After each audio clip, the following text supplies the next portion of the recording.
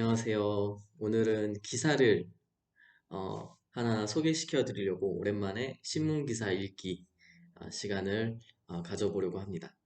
사실 이 기사 같은 경우에는 제 지인으로부터 또 추천을 많이 받았어요. 지인들로부터도 추천을 많이 받았고, 그래서 뭐 이런 뭐 부끄럽지만 우리 그 동국대 박종훈 교수님이라고 계시는데, 저는 이제 이분의 존재를 몰랐다가 이번 기사를 통해서 처음 알게 됐고, 그래서 또 읽어보니까 저에게도 굉장히 큰 울림을 주셨거든요. 이 기사 자체만으로도. 그래서 꼭 이거는 소개를 해야 되겠다 싶어서 한번 갖고 와봤습니다. 그래서 어, 주제는 원전, 탈원전입니다. 그래서 아마도 가장 핫한, 가장 또 이렇게 뭐랄까요, 논쟁거리가 가장 심한 거기 때문에 여러분들께서 어떻게 또 어떤 생각을 갖고 계신지는 잘 모르겠습니다. 분명히 어, 굉장히 갈릴 거예요. 저랑도 생각이 많이 갈리실 거고. 어, 그럼에도 불구하고 어쨌든 지금까지 나온 기사 그 원전 탈원전 가운데서 뭐랄까요, 어떤 원전 진영에 계시든 탈원전 진영에 계시든 뭔가 그 양쪽 진영에 나름의 새롭다기보다는 이렇게 울림을 주는 그런 시각을 갖고 계신 교수님이셔서 꼭 소개 한번 시켜 드리고자 갖고 왔습니다. 네, 한번 읽어드릴게요. 그래서 제 신문 읽기 시간을 일단은 먼저 읽고 나서 그 이후에 제가 주저리 하는 거니까 일단 제목 경향신문에서 이거를 실어줬어요. 그래서 이것도 참 흥미로운 지점이었는데, 네, 아시겠지만 경향이나 한겨레 같은 경우에는 탈원전에 좀 더 방점을 두고 있고요. 그러니까 이게 원래 그러면 안 돼요. 여러분도 아시겠지만은 에너지 문제는 우리 국가 안보의 문제랑 또 결부가 돼 있습니다. 그래서 에너지를 놓고 그 전 세계가 경쟁하고 있는 이 상황에서 에너지가 사실은 에너지 이슈가 진보냐 보수냐 이것 이렇게 갈리면 안 되는데 뭐 어쨌든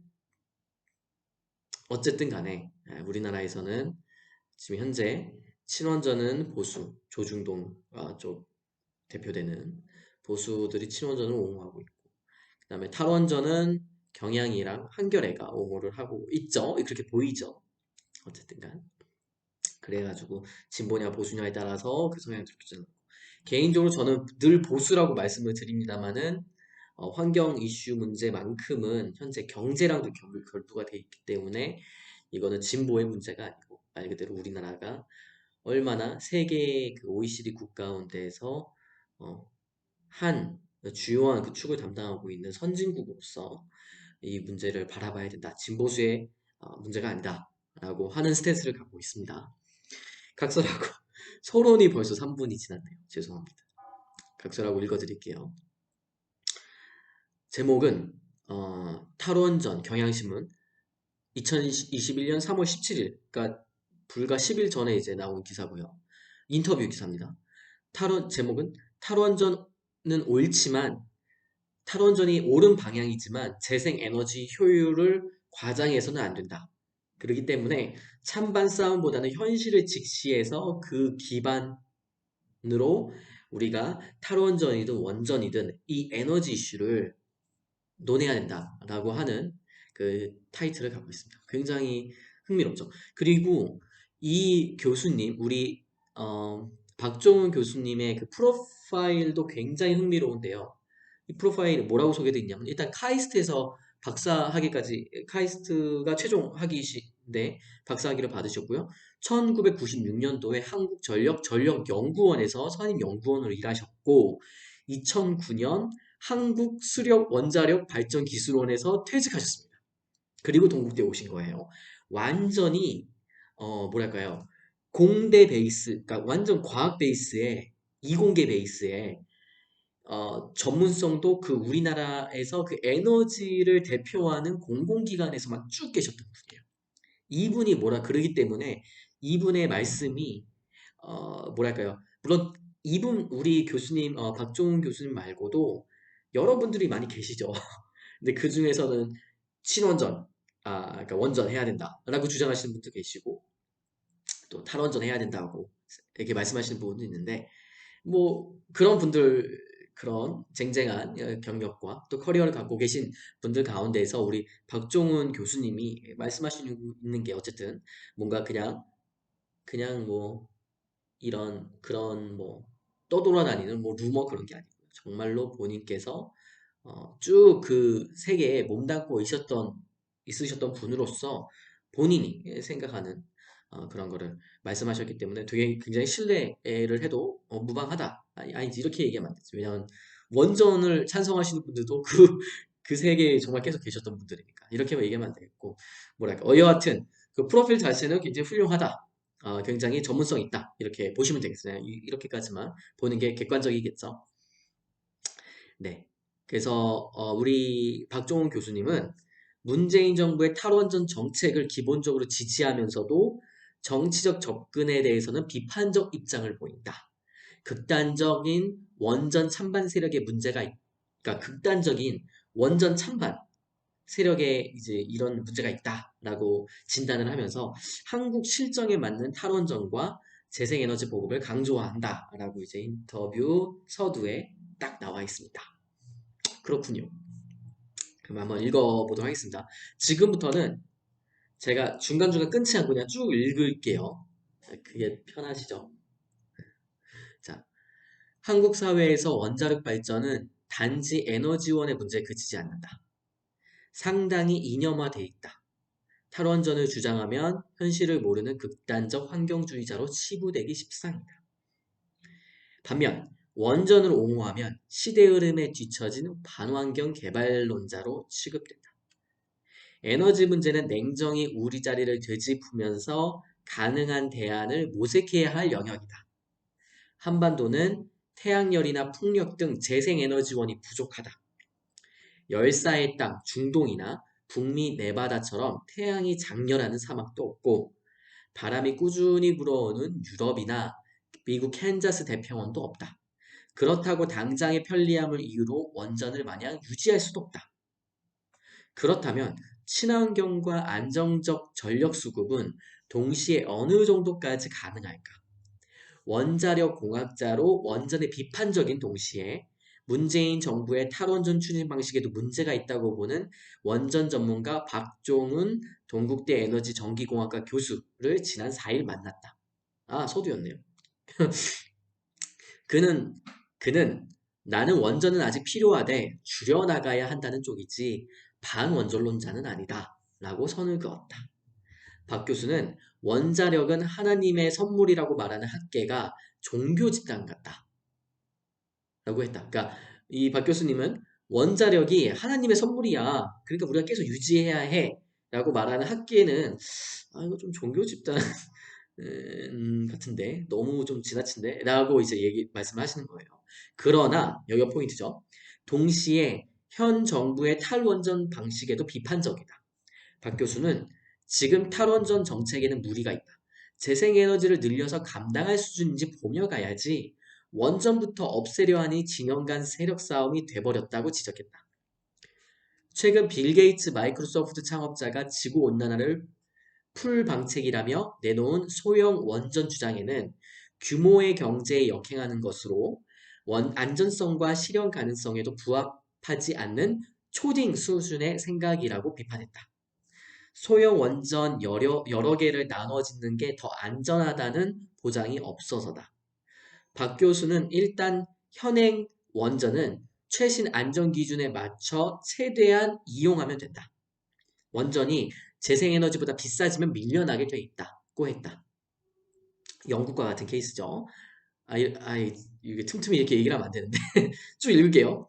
이어 원전 문제를 축소해서도 안 되고 재생에너지에 대한 장밋빛 환상도 안 된다. 우리 현실에서 할 만큼 하자고 강조했다. 자, 우리 인터뷰어가 경향신문이 일본 후쿠시마 원전 사고 10주년인데 이렇게 했어요. 그랬더니 박 교수님이 사실 지진에 의해 원전이 무너지거나 큰 사고가 날 가능성은 거의 없다. 후쿠시마는 송전선로가 무너지고 쓰나미까지 겹쳐 사고가 났다. 국내는 걱정 안 한다. 일본에 원전 54기가 있는데 9기만 가동된다. 나머지는 발전 정지됐다. 후쿠시마 사고 이후 안전 기준을 바꿨다. 새 기준에 따라 재가동을 신청하라고 했다. 기준을 맞추려면 1기당 2조, 3조의 비용이 들어간다. 우선 가동을 포기한 원전이 절반이 넘고 나머지 반 정도가 신청해서 그중 9기만 가동하고 있는 것이다. 승인이 나도 보수하는데 돈이 들어가 가동을 포기하기도 한다. 일본의 원자력 10기 정도는 완전 폐기 상태다. 아, 그쵸? 자, 경향신문이 다시. 삼중수소가 누출된 월성 1호기 안전성 논란은 어떻게 보시나? 박 교수님이 대답하시기를. 한국수력원자력이나 원자력안전위원회는 기기에서 지하수나 땅으로 새어나간 게 아니라서 별 문제가 아니라고 했다. 누출량이 위험한 수준이 아니라서 정보를 차단하려 했다. 그러나 결국 원자력안전기술원 보고서에서 바다로 누출된 것으로 확인했다. 그런데 미국이나 캐나다도 누출 사례가 많다. 이번에 감추려다 들통나서 문제가 된 거다. 원전에서 제로 누설은 없다. 기준 이하면 용납하는 거지. 중요한 건 거짓말을 한 거다. 초점은 불신에 있다. 원전학자들이 바나나 멸치를 예로 들어 방사선 물질을 희화화하는 것도 안 될 일이다. 끊을게요. 여기서 끊고 갈게요. 그러니까 우리 교수님은 굉장히 원칙주의자신 것 같아요. 정말 과학을 있는 그대로, 진실을 팩트를 있는 그대로 이제 말씀하시기 원하는데 대응 방식에서도 사실은 이건 국민 공감대를 넘어서 예를 들어서 이런 거죠.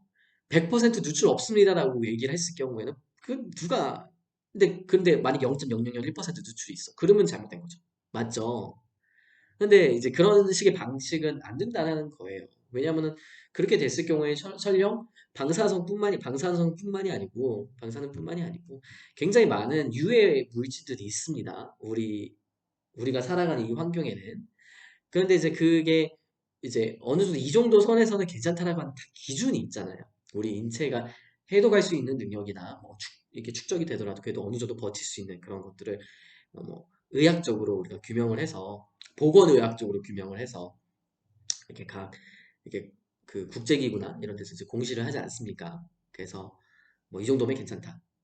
라고 하는 거 다 알고 있는데 뭐 누출 제로다 누출 제로다 이렇게 얘기하면 안 되는 거죠. 마찬가지로 제가 박 교수님이 후쿠시마 원전에 대해서 우리나라는 안전하다라고 말씀하셨는데 이거는 제가 좀 아쉬운 부분이다. 왜냐하면 다른 지금 사안에 대해서는 굉장히 뭐랄까요, 굉장히 합리적인 시각을 갖고 이렇게 접근을 하세요. 그게 설령 본인께서 예전에 몸을 담그신 한국 수력 원자력 이어도 굉장히 좀, 좀 직설적으로 또 이게 객관적으로 이렇게 보시려고 노력하시는데 우리나라 이웃나라에서 어쨌든 그 쓰나미까지 이제 겹쳐서 후쿠시마가 사고가 일어나지 않았습니까? 우리나라가 과연 안전하냐? 우리나라 안전하지 않죠. 우리나라 어떻게 그걸 안전하다고 얘기할 수 있겠습니까? 역사적으로 제가 이제 큰 유튜버가 될 수가 없는 게 저는 예전에 봤던 자료를 막 이제 찾아가지고 레퍼런스 달아가지고 이렇게 자료를 잘 만들면은 저도 뭐 나름 유튜버로 성장할 수 있겠지만 저는 그런 걸 원치 않습니다. 그냥 저 어쩌다가 제 채널에 오시는 분들과 이렇게 채널에 오시는 분들하고 이렇게 뭐랄까요, 이렇게 봐주시는 것만으로 저는 뭐 욕심이 없기 때문에 오히려 유튜버가 크지 않았으면 좋겠습니다. 네, 뭐 각설하고 어 근데 제가 예전에 봤던 것 중 우리나라가 그 왕조실록이었나요? 우리나라가 지진이 난 적이 있어요, 여러분. 과거에 그 기록이 있습니다. 그 지진이 나고 뭐 그 지진 그게 과연 쓰나미까지 아닌지는 모르겠습니다. 쓰나미까지는 아니었겠죠. 그때 얼핏 봤던 거는 뭐 땅이 흔들리고 이런 식의 표현이었지 뭐 이렇게 쓰나미가 왔다 이런 식의 표현은 없었던 걸로 기억을 하고 있기 때문에 하지만 우리나라도 완전히 안전한 그런 뭐야 한반도 지질학적인 그런 지형을 갖고 있지는 않다라고 하는 게 첫 번째고요. 실제로 포항 지진 같은 경우에 우리 다들 기억하실 거예요. 어, 그때 같은 경우에는 사실 다른 이슈가 있었죠. 그 포항 지진이 있었던 그 발생한 원인이 사실은 그 지열 발전소 를 했기 때문에 그 건드리지 말아야 될 부분을 건드렸기 때문에 그런 것이 아니냐라고 하는 그런 어, 설이 굉장히 지금 유력했죠. 유력하고 있고 유력했기 때문에 뭐 그런 어쨌든 그 인위적인 거든 자연적인 거든 어쨌든간 이건 또 다른 주제이긴 합니다. 인간은 결국 인간이 환경을 망쳐요. 이거는 그 우리 엘리자베스 코벌트 선생님이 지금 계속 그 책을 쓰고 계신데 그 여섯 번째 대멸종을 쓰신 분인데 이분의 시각이 좀 담긴 건데 이게 자연적으로만 이게 우리가 이런 자연 재해를 겪는 것이 아니고 인간이 인간 스스로를 계속 그런 구석으로 몰아가죠. 우리가 댐을 건설한다거나 물론 댐이 나쁘다는 게 아니고요. 댐은 우리 인류 문명 건설에 필요한 거였습니다. 절대적으로 필요한 거였다고 저는 봐요. 필연적인 기술의 개입이었다고 봅니다. 하지만 그게 무분별하고 어떻게 보면 너무나도 큰 생태계를 바꿨을 때 그것이 또 악영향을 미쳐가지고 유럽이라든지 미국에서는 댐을 사실 원상복귀하는 것도 굉장히 지금 예산을 많이 들여서 하고 있어요. 왜냐하면 그 악영향이 10년, 20년, 50년 뒤에 너무나도 그 악영향이 계속 누적이 되고 회복이 안 되다 보니까 그렇게도 하고 있거든요.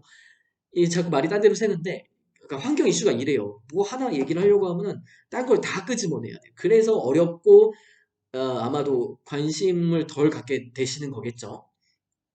아이, 말이 이렇게 너무 길어지면 안 되는데. 또 이러네. 어쨌든 그래서 저는 그 뭐랄까요? 그 우리나라를 그 지진 안전지대다. 뭐 이렇게 후쿠시마 같은 일은 발생하지 않을 거다. 그런 류의 자연재해는 원전 지역에 자연재해는 오지 않을 거다라고 어, 이렇게 확신은 못 그건 저는 과학적으로 그렇게 얘기할 수 없다고 봅니다. 저는 그렇게 얘기할 수 없다고 봅니다. 걱정됩니다.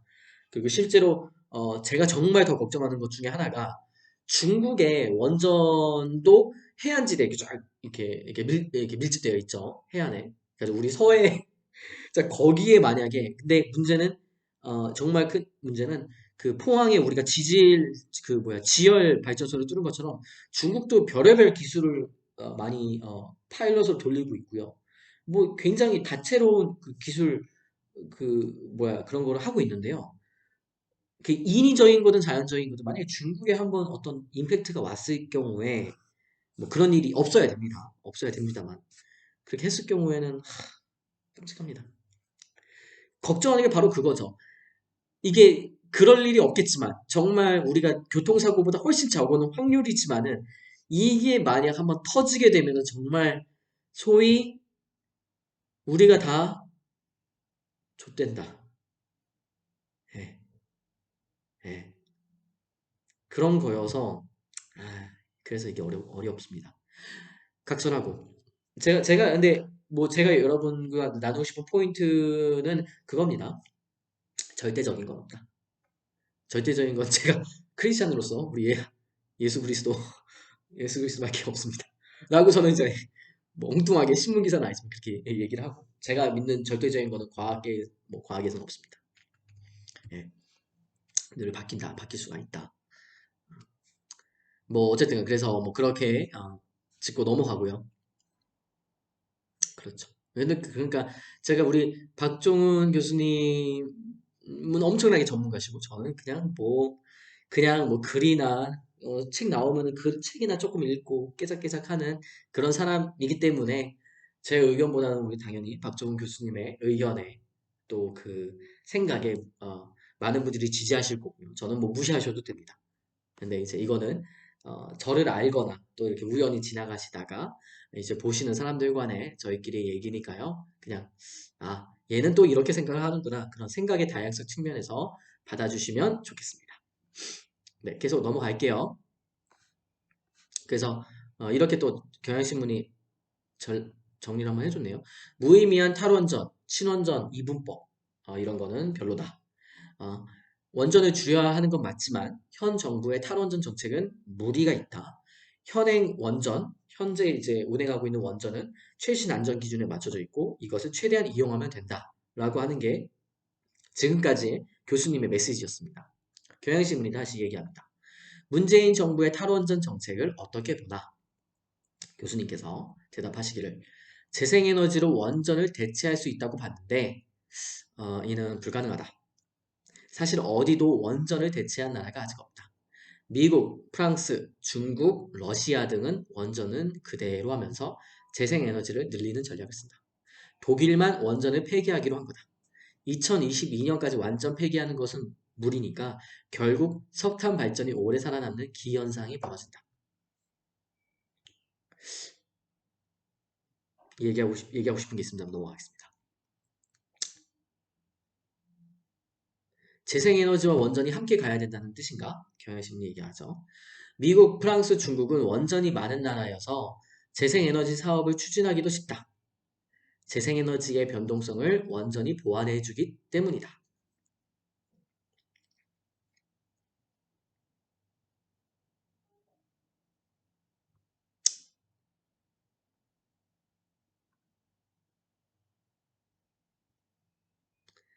아, 그 여기서는 좀 끊고 갈게요. 문재인 정부 탈원전 정책에 대해서 일단은 약간 좀 아쉬운 말씀을 하셨고요. 아쉽다는 말씀을 하셨고요. 저도 마찬가지입니다. 저도 굉장히 안타까운 부분이 있습니다. 어, 제가 생각하는 그, 그 대안은 우리가 산지가 있어요. 산지가 있는데 산림이 있죠. 산림을 깎아가지고 거기에 이제 어, 태양광을 깐다. 그 미친 짓이죠. 그렇게 하면 안 되죠. 우리 산림이요. 탄소를 저장하는 능력, 일단은 그 이유 중에 또 여러 가지 있는데, 우리 산림 과학에 계시는 분들은 이제 너무나 잘 아시는 거지만, 나무가 일정 정도 성장을 하게 되면 더 이상 탄소 흡수를 하지 못합니다. 그래서 그 나무를 뱄을 경우에 그 탄소 자체는 이제 저장되어 있는 상태죠. 그래서 그거를 다른 걸로 이제 가공을 했을 경우에 탄소는 그대로 우리가 저장하고 있는 상태로, 상태가 되는 거고요. 플러스 알파로 또다시 나무를 심으면 그 추가로 또 그 나무가 탄소를 흡수하게 되는 거겠죠. 뭐 그런 식으로 해가지고 벌채나 이런 거를 이제 이제 이런 거에 대해서 저 지속 가능한 뭐라고 하죠? 그 forestry라고 해가지고 그 sustainable 어, forest management 뭐 SFM 뭐 그래서 그런 것도 있어요. 그래서 어쨌든 지속 가능하게 우리가 산림 벌채를 완전히 안 하는 건 불가능하기 때문에 그런 식으로 이제 과학계에서도 좀 서포트를 하고 어제 그렇게 진행하고 있는데 아 당연하죠. 그렇게 하는데 이거 이것도 얘기를 하면 길어지는데 어떻게 하지? 어떻게 할까요? 제가 이렇게 저는 제가 신문 기사를 읽건 독서 이거 나눔을 하건 여기에는 댓글이 전혀 거의 안 달립니다.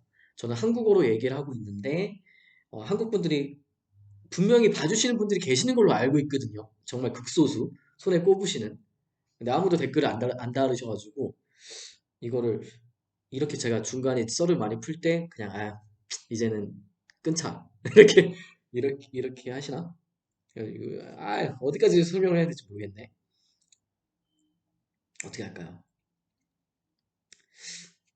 일단 뭐 이렇게 알아서 뭐 넘기시겠어요. 저는 참고 문헌 갖다 붙이지 않고 뭐 나쁜 유튜버 아주 나쁘게 설명하는 사람인데 제가 공식적인 자리라고 하면 다 레퍼런스 갖다가 이렇게 하면서 착착착 이렇게 했을 텐데 아마도 제 프레젠테이션을 보신 분들은 아시겠지만 네, 이거는 유튜버는 절대 그렇게 하지 않습니다. 원 테이크로 그냥 아무런 준비 없이 예, 제가 너무 시간을 뺏길 수 없기 때문에 이 유튜브에 그렇게 하는데 그냥 아이디어만 저희가 나누는 차원이니까요.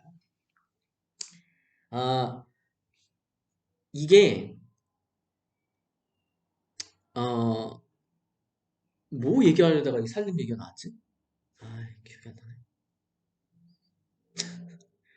나네. 이거 넘어가겠습니다. 이게 뭐하러 이렇게 뭐 어떤 있었는데 그 이유가 죄송합니다. 저도 나이가 아 뭐였지? 네. 제가 다시 생각나면 말씀을 드릴게요. 알겠습니다. 진짜 어이가 없네. 큰일 났네. 어, 네. 그래서 문재인 정부 이거 제 영상을 만약에 이걸 한국 분들이 보신다고 하면은 제가 링크를 달아드리잖아요. 그 신문 원본. 이걸 옆에 띄워 놓고 같이 보시면 더 좋으실 것 같아요. 이게 제 영상만 보면은 도대체 어디에서 이거를, 이게 아마도 다들 헷갈려 하실 것 같아요. 좀 같이 신문 띄워 놓고 보시면 좋을 것 같습니다. 다음부터는 그렇게 먼저 설명을 드리고 이렇게 해야 되겠네요. 알겠습니다. 네, 그래서 자, 우리 박종훈 교수님께서는 그렇게 말씀하셨죠. 사실 어디도 원전을 아직 대체한 나라가 없다. 맞습니다. 이것도 맞고요. 근데 전 이제 독일에 기대를 하고 있는 게 사실 있습니다. 모두가 불가능하다고 할 때 이 게르만 민족이요. 여러분들은 이 게르만 민족에 대해서 어떻게 생각하시나요? 좋은 의미가 좀 뭐랄까요? 보통의 나라가 아니죠. 보통 민족이 아니죠. 1차 세계대전 패배했는데 다시 부활했고, 2차 세계대전 패배했는데 여기서 패배했다는 거는 우리가 경제적인 것까지 완전 폭망했다는 것까지 다 생각을 해주셔야 돼요. 그 막대한 배상금과 그 문화 사회적으로의 그 억눌림 그런 것까지 다 고려하셔서 2차 세계대전도 패망했는데 부활했습니다.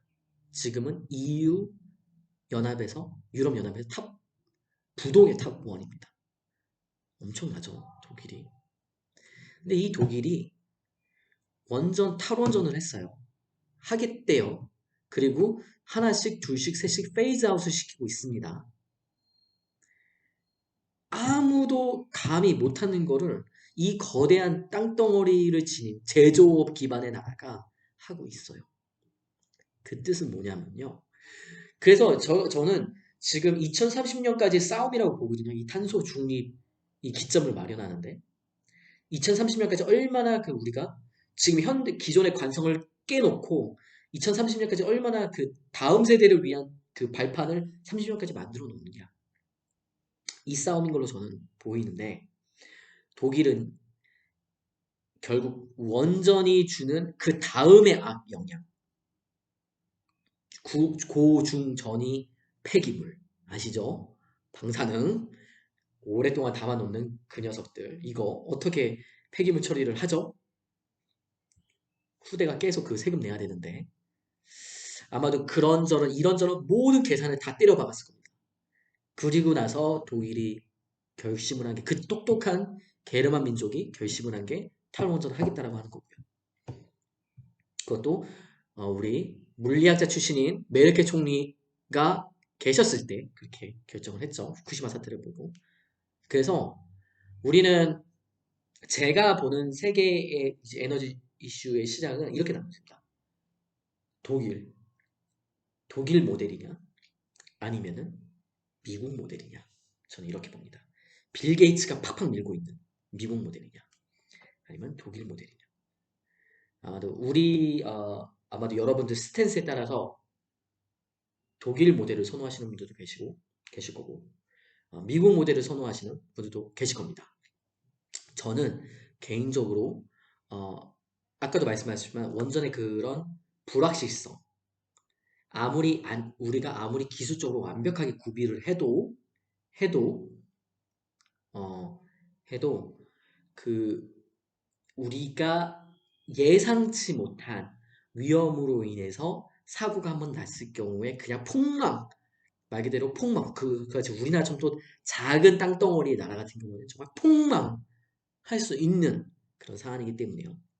저는 개인적으로는 독일의 그 탈원전 정책을 지지하고, 이 독일이 2030년까지 완벽하게 탈원전과 석탄 화력 발전소 페이즈 아웃을 완벽하게 해주길 기대하고 있습니다. 기술적으로도, 사회 문화적으로도, 정치적으로도요. 하지만 여기서 중요한, 정말 여러분들과 좀 생각을 나누고 싶은 부분은 이 부분이에요. 만약에 2030년까지 독일이 100% 그게 달성하지 못하면은, 탈원전한 상태에서 100% 에너지 전환을 달성하지 못할 경우에는, 탈원전까지 없는 상태에서, 저는 점점점, 우리가 2050년 탄소 중립이잖아요. 그래서 저는 2030년을 기점을 놓고 보는 건데요. 2050년까지 탄소 제로를 만들려고 하면은 2030년까지는 정말 기존의 관성을 다 깨부시고 확대할 수 있는 발판을 만들어야 된다라고 하는 게 저의 그 신념인데, 만약에 독일이 그렇게 못했을 경우는 원전 원전을 페이스아웃 하기가 왜냐하면은 우리가 기후변화는 당장 닥친 현실이기 때문에 호흡기를 원전이라고 하는 수면 호흡기, 우리가 키모라고 하잖아요. 그거를 꼽을 수밖에 없는 상황이 되지 않을까라고 하는 그런 불안감이 있습니다. 어쨌든 다시 넘어가도록 하겠습니다. 그래서 뭐 그렇게 생각을 하고요. 그래서 재생에너지와 원전이 함께 가야 한다는 거냐라고 했을 때 교수님은 그렇게 말씀하셨죠. 미국, 프랑스, 중국은 원전이 많은 나라에서 재생에너지 사업을 추진하기로 쉽다. 재생에너지의 변동성을 원전이 보완해 주기 때문이다. 맞아요. 이것도 맞는 말이에요. 저는 그렇게 생각을 해요. 우리가 전기 에너지를 저장을 할 수 있는 충분한 기술력이 국가 에너지, 만약에 이렇게 생각을 해보죠. 이것도 말이 길어지는데, 이거는 우리 전기를 저장할 수 있는 테슬라에서 막 요즘에 열심히 개발하고 있는 그 있잖아요. 전지. 뭐라고 하지? 솔라팩이라고 하나요? 솔라팩이라고 해가지고 약간 사막 같은 그런 곳에다가 정말 솔라팩 다양하게 이렇게 쫙 큰 컨테이너 이런 데 해가지고 재생에너지로 한 거를 저장을 시켜놓고 필요할 때 쓸 수 있는, 그러니까 기저전력을 이렇게 만들어주는 거죠. 근데 그게 가격도 어마무시하고요. 그렇죠. 그래서 현실적으로는 지금 그런 재생에너지로 우리가 갖고 있는 획득한 저장한 전력으로 만약에 서울시의 어, 서울시가 블랙아웃 됐을 때 돌릴 수 있는 그런 양을 하기에는 현실적으로 이게 수익타산이 안 맞죠. 그래서 아마도 그런 거를 다 고려하셔서 교수님께서 재생에너지가 많이 확보돼야 되는 거 맞고, 당연히 점점 늘어나야 되고 기본적으로. 하지만 우리가 재생에너지는 말 그대로 변동성이 있다. 계절의 변동이 있고, 그렇기 때문에 그런 거를 보완해 줄 수 있는, 우리가 기본적으로 기저 전력을 확보를 해야 되는데, 그 기저 전력을 우리가 석탄화력으로 할 수 없는 거 아니냐, 가스로 할 수 있는 거 아니지 않느냐. 왜냐, 온실가스가 나오니까. 그러니까 일단은 원전으로 이렇게 딱 세팅을 해놓고, 원전 이미 있기도 하고 하니까 세팅을 해놓고, 그 다음에 재생에너지를 늘려야 되는 거 아니냐. 그래야지 더 추진이 빠르다. 재생에너지 속도가 높다. 라고 말씀하시는데요. 그것도 일면 타당합니다. 왜냐하면 실제로 중국 같은 경우는 원전 확대하는 것 못지않게 요. 정말 재생에너지 보급 속도가 어마어마하거든요. 재생에너지를 속도를 높일 수 있는 뭐 여러 가지 이유 중에 하나가 아무래도 어느 정도 이제 기저질환이래. 제가 요즘에 병원을 계속 다녀가지고 기저전력을 확보하고 있기 때문에 뭐 그런 자신감도 있어서 뭐 그렇게도 볼 수 있겠죠. 경향신문이 물어봅니다. 탈원전은 잘못이란 얘기로도 들린다. 교수님이 대답하시기를 석탄을 대체하고 장기적으로 탈원전을 가려는 전략은 맞다. 그렇죠. 이렇게 말씀하세요. 석탄을 대체하고 장기적으로 탈원전으로 가려는 전략은 맞다. 다만 재생에너지를 늘려보고 감당할 수준인지를 면밀히 보면서 가야 한다. 외국은 정부에서 원전을 죽여라 말아 하지 않는다. 자칫하다가 다른 정치적 목적에서 죽이고 살리고 할 수 있어서다. 제가 교수님의 생각에 100% 공감한 게 이 부분이에요.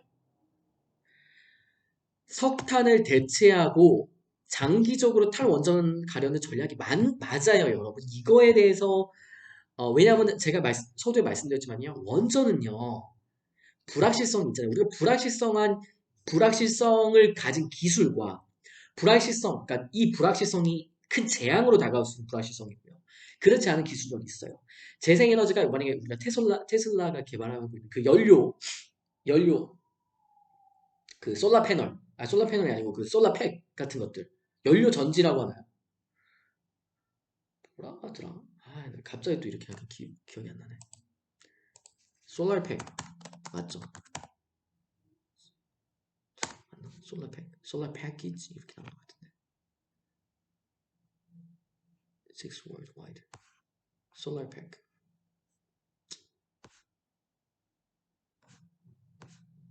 아닌가?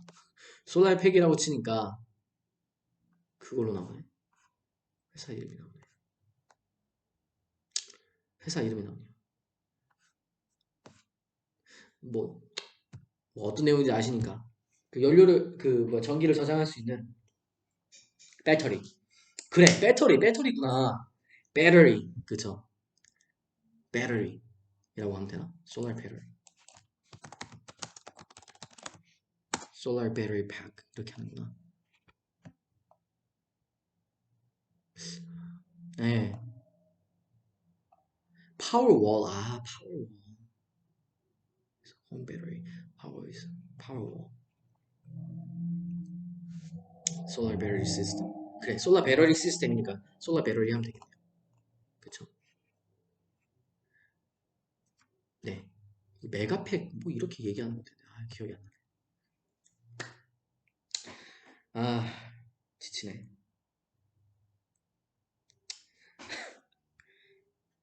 지치네요, 여러분. 아, 네. 그래서 뭐 이렇게 말씀하시잖아요. 탈원전 잘못이란 탈원전 이게 맞대요. 교수님도 이렇게 말씀하셨어요. 저 이 부분 완전 공감하고요. 그래서 저는 점점 우리가 그 솔라 배터리 팩이라든지 이런 것들이 개발이 잘 돼가지고요. 재생에너지와 그걸 또 저장할 수 있는 능력까지 또 경제적으로 시장 경제적으로 잘 갖춰서 점점 그게 갖춰져 있을수록 이렇게 탈원전 페이즈아웃 원전을 페이즈아웃 시키는 게 맞다라고 저는 봅니다. 교수님도 이렇게 생각을 하시고요. 그래서 저는 교수님의 그 비전에 대해서 하고요. 저도 이제 그런데 제가 그러면 이제 아마도 제 그 배경을 아시는 분들은 제가 어디에서 공부를 하셨고 했는지 이제 아시는 분들은 이거 괜찮으시겠어요? 이렇게 이렇게 의문을 품으시는데 맞습니다. 저도 고민이 많았어요. 그러니까 저는 탈원전을 하는 것도 아마도 그 나라 현실상 쉽지 않을 수도 있다라고 또 볼 수 있는 그런 시각까지 갖고 있어요, 제가. 죄송하지만 저희 대학원 선후배 동료분들께는 죄송하지만 그 이유가 하나가 뭐냐면요. 아, 이거 대학원 그 비트코인 아시죠? 근데 그 비트코인 채굴하는데 어떻게 채굴하는지도 그 영상 혹시 보셨나요? 비닐하우스 같은 어떤 컨테이너 같은 공간에서 큰 컨테이너 공간에서 컴퓨터를 수백 대를 갖다 놓고 계속 컴퓨터를 24시간 돌립니다. 그렇게 해서 어, 우리가 가상화폐를 채굴하고 있죠. 전력, 전력 소비량 어마어마한 거는 다들 아실 거고.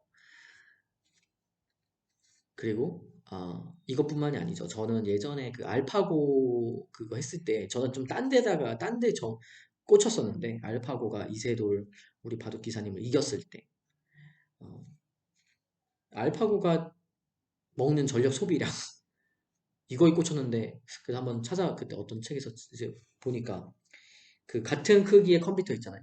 알파고 슈퍼컴퓨터와 같은 크기. 한 210 몇 배의 전력 소비량을 갖고 있다고. 그게 저희가 앞으로 계속 보급될 컴퓨터들입니다. 플러스 알파 하나 더. 지금 메타버스에 대한 기술 개발이 계속 박차를 가하고 있죠. 여러분들이 생태주의자건 환경주의자건 상관없습니다. 기술 개발 혁신은 계속 이루어집니다. 그 인더스트리 4.0 맞나요? 그 독일에서 그 완전 자동화 시키려고 하는 그거 있잖아요. 그 개념. 우리나라도 이미 시작이 됐고요. 심지어 편의점까지도 뭐 무인 자동화. 우리가 맥도날드 키오스크 기억나시죠? 지금 우리 사회가요, 여러분들이 좋건 싫건 간에 완전한 자동화 로봇 시스템, 나아가서 가상 세계까지 우리가 구축을 하고 있습니다. 이건 생태주의자건 환경주의자건 저도 그런 세계가 오는 것을 달갑게 생각하지 않습니다. 하지만 적응하겠죠. 지금 어린 세대들은 그런 시대에 살 거고 아주 잘 적응을 할 거고 저희 같은 기성세대는 적응을 하지 못할 경우에 도태되겠죠. 근데 그 도태되는 속도가 우리 현재 생물 다양성이 멸종되는 속도만큼의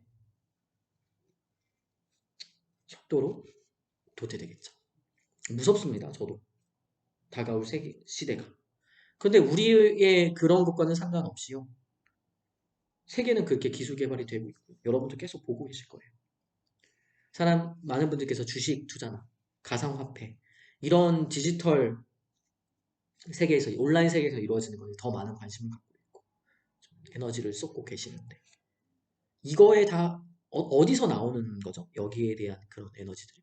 다 이거 에너지잖아요. 제가 알파고 말씀도 드렸지만 비트코인.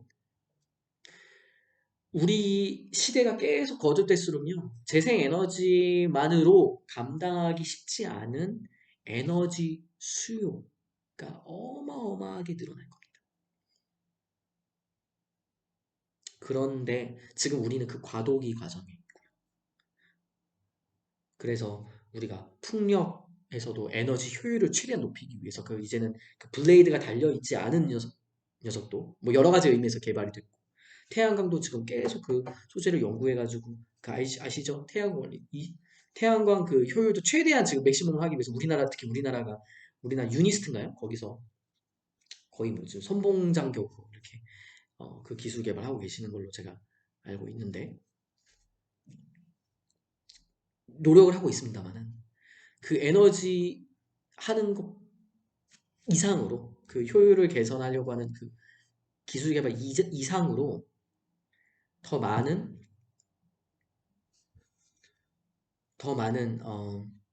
에너지가 필요할 겁니다. 네. 그래서 저는 이게 상상이 안 가요. 상상이 안 가요. 독일 그래서 좀 지켜보고 싶어요. 왜냐하면 세계 시대는 이렇게 급변하고 있는데 독일이 2030년까지 완전한 재생 에너지만으로 나라를 100% 굴릴 수 있을까? 독일이 이미 굴렸습니다. 어떤 주말에 공장이 셧다운된 상태에서 주말에 100% 재생 에너지만으로 전체 나라 전력을 공급을 지금은 이미 이뤘고요.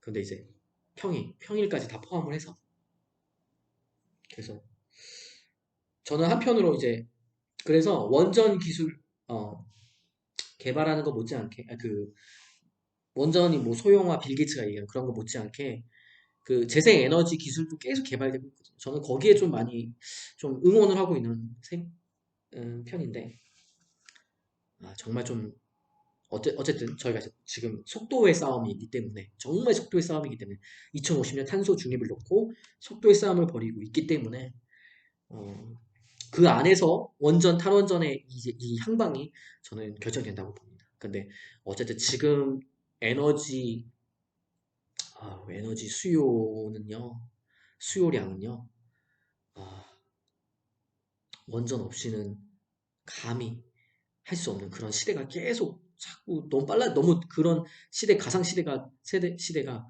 너무 빨리 도래하고 있는 것 같아가지고 뭐 그래서 원전 없이 탄소 중립을 할 수 있을까? 기후변화를 해결할 수 있을까?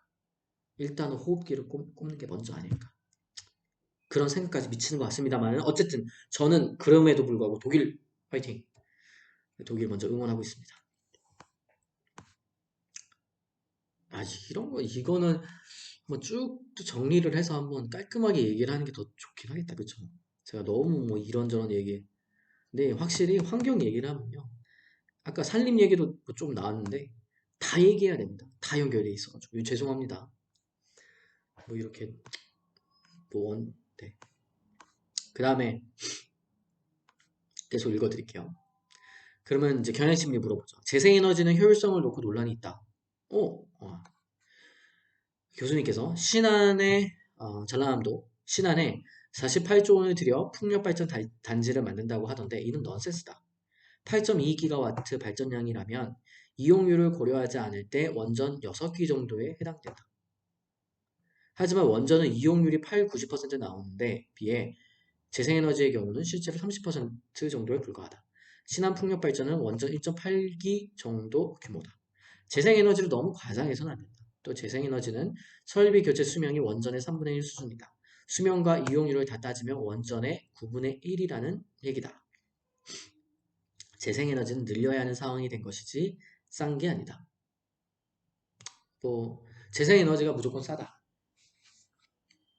뭐 이런 것도 저도 뭐 교수님 이 말씀도 맞습니다. 그쵸?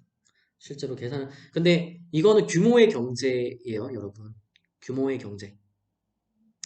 규모의 경제 그리고 정책 디자인의 문제고요. 그래서 석탄화력 발전에 대한 석탄화력 발전, 원자력에 대한 원자력 에너지에 대한 보조금을 없애고 전력을 정상화시키고 전기 요금을 정상화시키고 그 다음에 많은 기술 개발을 이뤄서 태양광이나 풍력의 규모 경제를 이루게 되면요. 재생에너지가 저렴해지는 거예요. 유럽이 정확히 그 케이스 거죠. 그리고 미국도 거의 그 케이스가 됐고.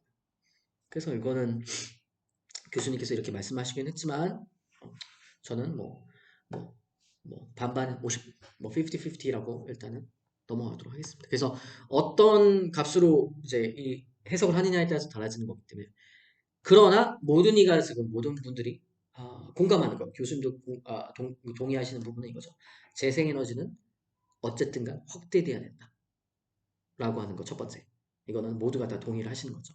여러 가지 그 배경들에 의해서 재생에너지는 무조건 확대돼야 된다. 그리고 확대될수록 재생에너지 가격은 낮아질 거다. 네, 그렇습니다.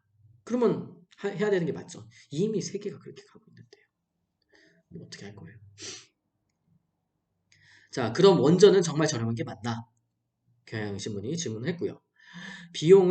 교수님께서 비용을 어디까지 넣어야 할지에 따라 다르다.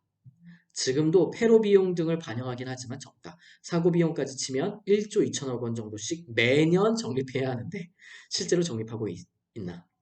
이를 운영비에 가산하면 원전은 액화 천연가스 발전보다도 비싸진다. 맞습니다. 저희 서울대학교 환경대학원의 홍정호 교수님께서 WWF랑 같이 이미 이 보고서는 연구한 보고서를 냈죠. 네, 원전은요. 정상적으로 모든 가격을 때려 넣었을 경우에는 훨씬 비싸집니다. 그렇기 때문에 영국도 이거 아까 교수님께서 설명하셨지만 영국 얘기하지 않겠습니다. 영국의 원전 인기 굉장히 없어졌어요. 경제적으로도 경제성이 없어서 페이즈아웃 되고 있는 상황이고요. 마찬가지 동일한 이유입니다. 그리고 교수님께서 말씀하셨던 그 일본의 원전 이미 10기 정도가 지금 완전히 가동 중지되고 이제 해체 작업 들어간다고 하죠. 그 이유가 바로 이것 때문에 그런 거예요. 비용이 원전 비싸요. 지금 대한민국 원전 에너지가 전력이 싼 이유는요. 제가 방금 전에 말씀드렸던 전기요금 정상화. 그러니까 정상적인 우리나라가 그런 전기요금에 대해서 그러니까 정상적인 시스템을 갖고 있지가 않습니다. 정책이 갖고 있지 않습니다. 그렇기 때문에 이게 다 근데 이게 우리의 돈입니다, 여러분.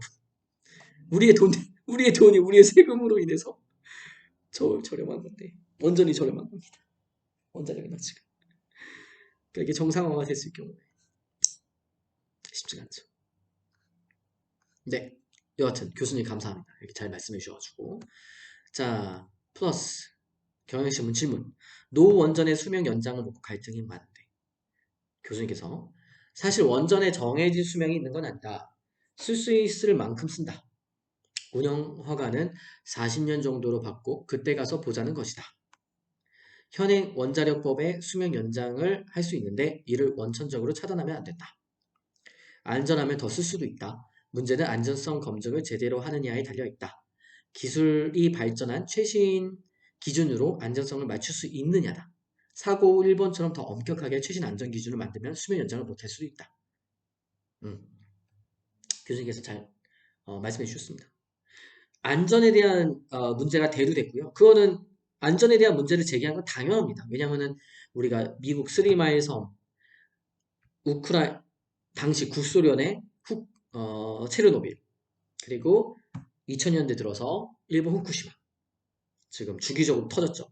주기적으로 10년, 10년, 20년? 꼴에 한 번씩 빵빵빵 터졌죠.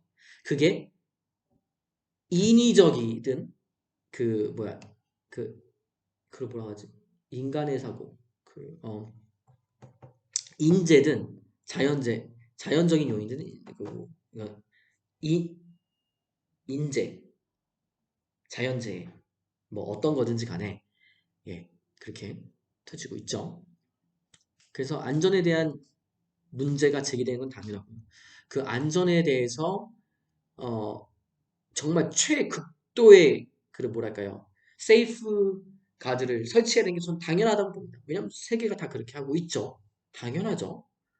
예. 그리고 그거를 할 자신이 없으면 하지 말라 이겁니다. 교수님께서 말씀하신 것도. 근데 만약에 그런 최신의 고도화된 안전성 검증을 마친 그 경우에는 우리가 최대한 활용하는 게 맞다라고 또 보시는 거고요. 뭐 저도 저는 아까 계속 저는 제 스탠스는 말씀드렸기 때문에 좀 상황을 추이를 지켜보겠다. 정부가 최근 신한울 445기 345기 공사인가 연장을 차기 정부에서 결정토록 한 것을 어떻게 평가하나? 자, 교수님이 솔직히 원전 없애기가 여의치 않으니까 또 다음 정부에서 어떻게 될지 모르니까 그때 가서 결정을 하는 것이다. 지금 원전을 늘리겠다는 나라는 중국이나 우크라이나 정도밖에 없다. 우크라이나는 체르노빌 사고가 터진 곳이기도 한데 말이죠. 의미심장한 이게 대목이에요. 체르노빌이 터진 그 지역인데 원전을 계속 늘리겠다라고 합니다. 왜 그럴까요?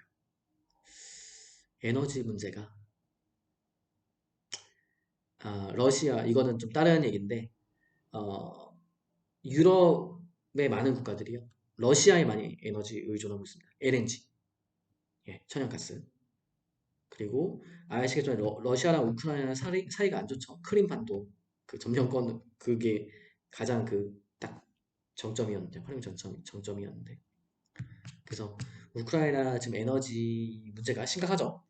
에너지 자립이 쉽지가 않은 상황입니다. 그래서 뭐 천연가스 러시아랑 사이가 안 좋은 그 상황에서 우크라이나가 선택할 수 있는 게 재생에너지 뭐 원전 이런 게 있는데 원전은 아마도 그래서 이제 더 원전에 하는 것 같아요. 그래서 어렵죠, 여러분. 그래서 국가마다 어떤 스탠스를 취하느냐가 다르다고 저는 봐요. 다를 수밖에 없고요. 우크라이나의 그런 아픔을 생각을 하면은 그 정치, 외교적인 아픔을 생각을 하면은 참 이렇게 그 체르노빌을 겪었던 그런 지역임에도 불구하고 그렇게까지 선택을 할 수밖에 없는 이런 정부의 움직임을 볼 때 참 이게 정치예요. 마음이 아픕니다.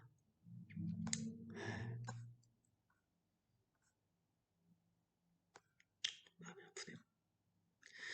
자, 여기서도 교수님이 계속 이어 있습니다. 말씀을 대부분 선진국은 현상 유지 내지 자연 감소세다. 그쵸? 못 쓰게 되거나 다시 한번 말씀드립니다. 못 쓰게 되거나 경제성이 없기 때문이다. 그쵸? 영국은 전부 가스 냉각로인데 하나에 20조 원이 들어가 사업이 파행을 겪어 발을 빼고 있다. 영국 사례를 말씀해 주셨네요. 감사합니다. 네, 이렇게 제가 모든 걸 다 기억을 하지 못하고 있기 때문에 세세한 거를 이렇게 쑥 저도 이제 뭐 기사나 논문이나 이런 걸 보고 그냥 제가 머리가 나빠서 이렇게 쑥 지나갑니다. 그래서 이게 그랬었지 그런 것만 기억을 하지 이게 디테일하게 기억을 못해서 따로 이제 프레젠테이션 할 경우에 다 자료 정리해서 하는데 이렇게 딱 말씀해 주시니까 감사하네요. 네, 영국도 그렇습니다. 어, 자, 꽤 많이 남았는데? 어떡하지? 지금 거의 한 시간이 다 돼가는데? 이걸 지금까지 이 영상을 보고 계시는 분들은 없겠죠. 뭐 그런 어쨌든 제가 생각할 때 이번 신문 기사 소개는 좀 망한 것 같습니다. 제가 원래 이거 신문 기사를 읽고 나서 조금 제가 가끔씩 환경 이슈를 이렇게 전달해드리고 있는 그 환경 단톡방이 있어요. 관심 있으신 분들은 들어와 주세요. 제가 그것도 남겨드리겠습니다. 이게 원래 공유해드리려고 했는데 이거 쪽팔려서 공유를 못 해드리겠네요. 쪽팔려서. 아이씨, 어떡하지? 오, 완전 뭐, 그냥 어차피 뭐 여기까지 왔으면 거의 아무도 안 보실 테니까 그냥 묵묵하게 전 제 길을 가도록 하겠습니다. 계속 읽어드리도록 하겠습니다. 자, 국내에서는 원전을 줄이면서 외국으로 수출하자는 주장도 있다. 경향신문이 묻고 교수님께서 대체 어느 나라에 수출하겠다는 것인가? 원전 수출은 건설 기술만으로 되는 게 아니다. 그쵸, 맞아요. 사용 후 핵 연료까지 공급국이 일정 부분 책임져야 한다. 러시아가 헝가리에 원전을 짓는데 사용 후 핵 연료는 자기들이 가져간다. 재처리를 포함해 사용 후 핵 연료를 처리하기 용이한 나라다. 우리는 미국이 지켜보고 있는데 재처리가 되나? 사용 후 핵 연료 처리도 간단치 않은데 질문. 답은 경주 방패장의 중저준위 방사성 폐기물 처분장도 반대가 많았는데 고준위 사용 후 핵 연료는 부지 선정도 못한다. 당연하죠. 지하 500m까지 파야하고 안방 크기도 최소 2km는 돼야 하는데 국내에선 해본 적도 없다. 그래서 원전은 발전과 사용 후 핵 연료라는 양날의 칼이다. 짜잔. 이렇게 말씀하셨습니다. 교수님께서는 이 세계 트렌드를 보고 계신 거예요. 정말 아까 말씀드렸지만 중국이라든지 중국은 뭐 발전 속도가 어마무시하기 때문에 재생 에너지로 그거를 따라잡을 수가 없기에 이제 원전으로 가고 있는 거고요. 원전도 같이 선택을 하고 있는 거고요. 뭐 그러나 저러나 한번 이제 정말 사고가 나면 안 되면 제발 중국 분들께서 중국이 정말 잘 만들어 주셨으면 좋겠어요. 정말 사고 나면 안 돼. 큰일 납니다. 우리 서해까지 다 박살이 나니까요. 그죠? 그리고 뭐 아까 말씀드렸던 뭐 우크라이나 같은 경우가 고작 전 세계 두 나라밖에 없고 중동 같은 경우에는 사실은 그 관심을 가질 법하고요. 또 우리나라가 실제로 그 원전 수주를 하기도 했죠. 예. 왜냐 이거는 또 다른 얘기인데 여러분 지금 교수님께서 아주 중요한 지적을 해주셨어요. 사용 후 핵 연료 어떻게 재처리할 거냐? 어떻게 처리할 거냐? 라고 하는 근본적인 원전의 원본이 늘 갖고 있을 원전하면은 늘 떼어놓을 수 없는 근본적인 문제. 하지만 그 계산이 안 됐기 때문에 음, 값비싼 원전. 하지만 당연히 돼야 되는 게 맞는 건데 경주 방패장 그 중저준위의 경주 방사성 폐기물 처분장도 정말 정말 힘들었던 거 아시나요? 10여 년 걸렸어요. 그 원래 거의 경주 부지가 아니었고요. 제가 이거 군산이었나요? 뭐 이게 완전 우리 대한민국을 한 바퀴 돌았어요. 이렇게 그 부지 선정하는 데 있어서 아마도 찾아보시면 되게 흥미로운 부분이 나옵니다. 여기서 반대했다가 계속 이렇게 우리나라 같이 땅덩이 적은 데는요 원전이 답이 아니에요. 물론 이건 좀 나중에. 근데 막 중동 같은 데 있잖아요. 정말 아마도 중동 여행해 보신 분들, 이렇게 세계 여행 좀 여러 나라를 가보신 분들은 좀 이렇게 공감하실 텐데 정말 대한민국은 너무나 좋구나. 세계는 진짜 넓구나. 라는 생각이 드셨을 거예요. 저도 정말 늘 그렇게 생각하고 있고요. 제가 있는 조지아는 조그맣니다. 조그맣니다만은 제가 중동 갔을 때는 정말 허허벌판. 빈 땅 부지가 너무 많았어요. 너무 많죠. 그런 나라에서 원전을 한다.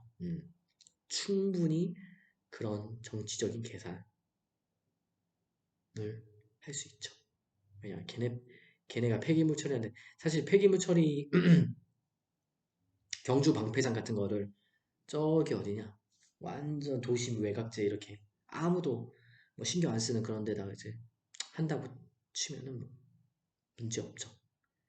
그냥 그래서 그런 나라들이야 이제 좀 유리한데 그냥 어쨌든 간 그 안전사고든지 뭐든지 간에 근데 그런 데는 또 이제 그 우리 핵 연료봉을 시켜야 되는 그 물, 수자원 이게 또 문제가 되기 때문에 그래서 중동이 여러분들 그런 허업을 파는 많지만은 생각보다 원전을 안 돌린 이유가 그런 거 있고요. 그래서 모로코 같은 경우에는 세계 최대의 태양광 발전소가 있죠. 모로코 같은 경우도 그렇고요. 아, 뭐 그래서 중동이 또 이제 태양이 좋기 때문에 어, 오히려 굉장히 좋습니다. 태양 이렇게 영농 기술 개발을 많이 하고 있어요. 그 태양광 일체형 영농이라고 해가지고 왜냐면은 그 물만 잘 데워주면은 태양광 쫙 위에다 깔고 아래에다가는 이제 물만 잘 데워주면 그 땅이 또 이제 그 리제너레이션 할 수 있거든요.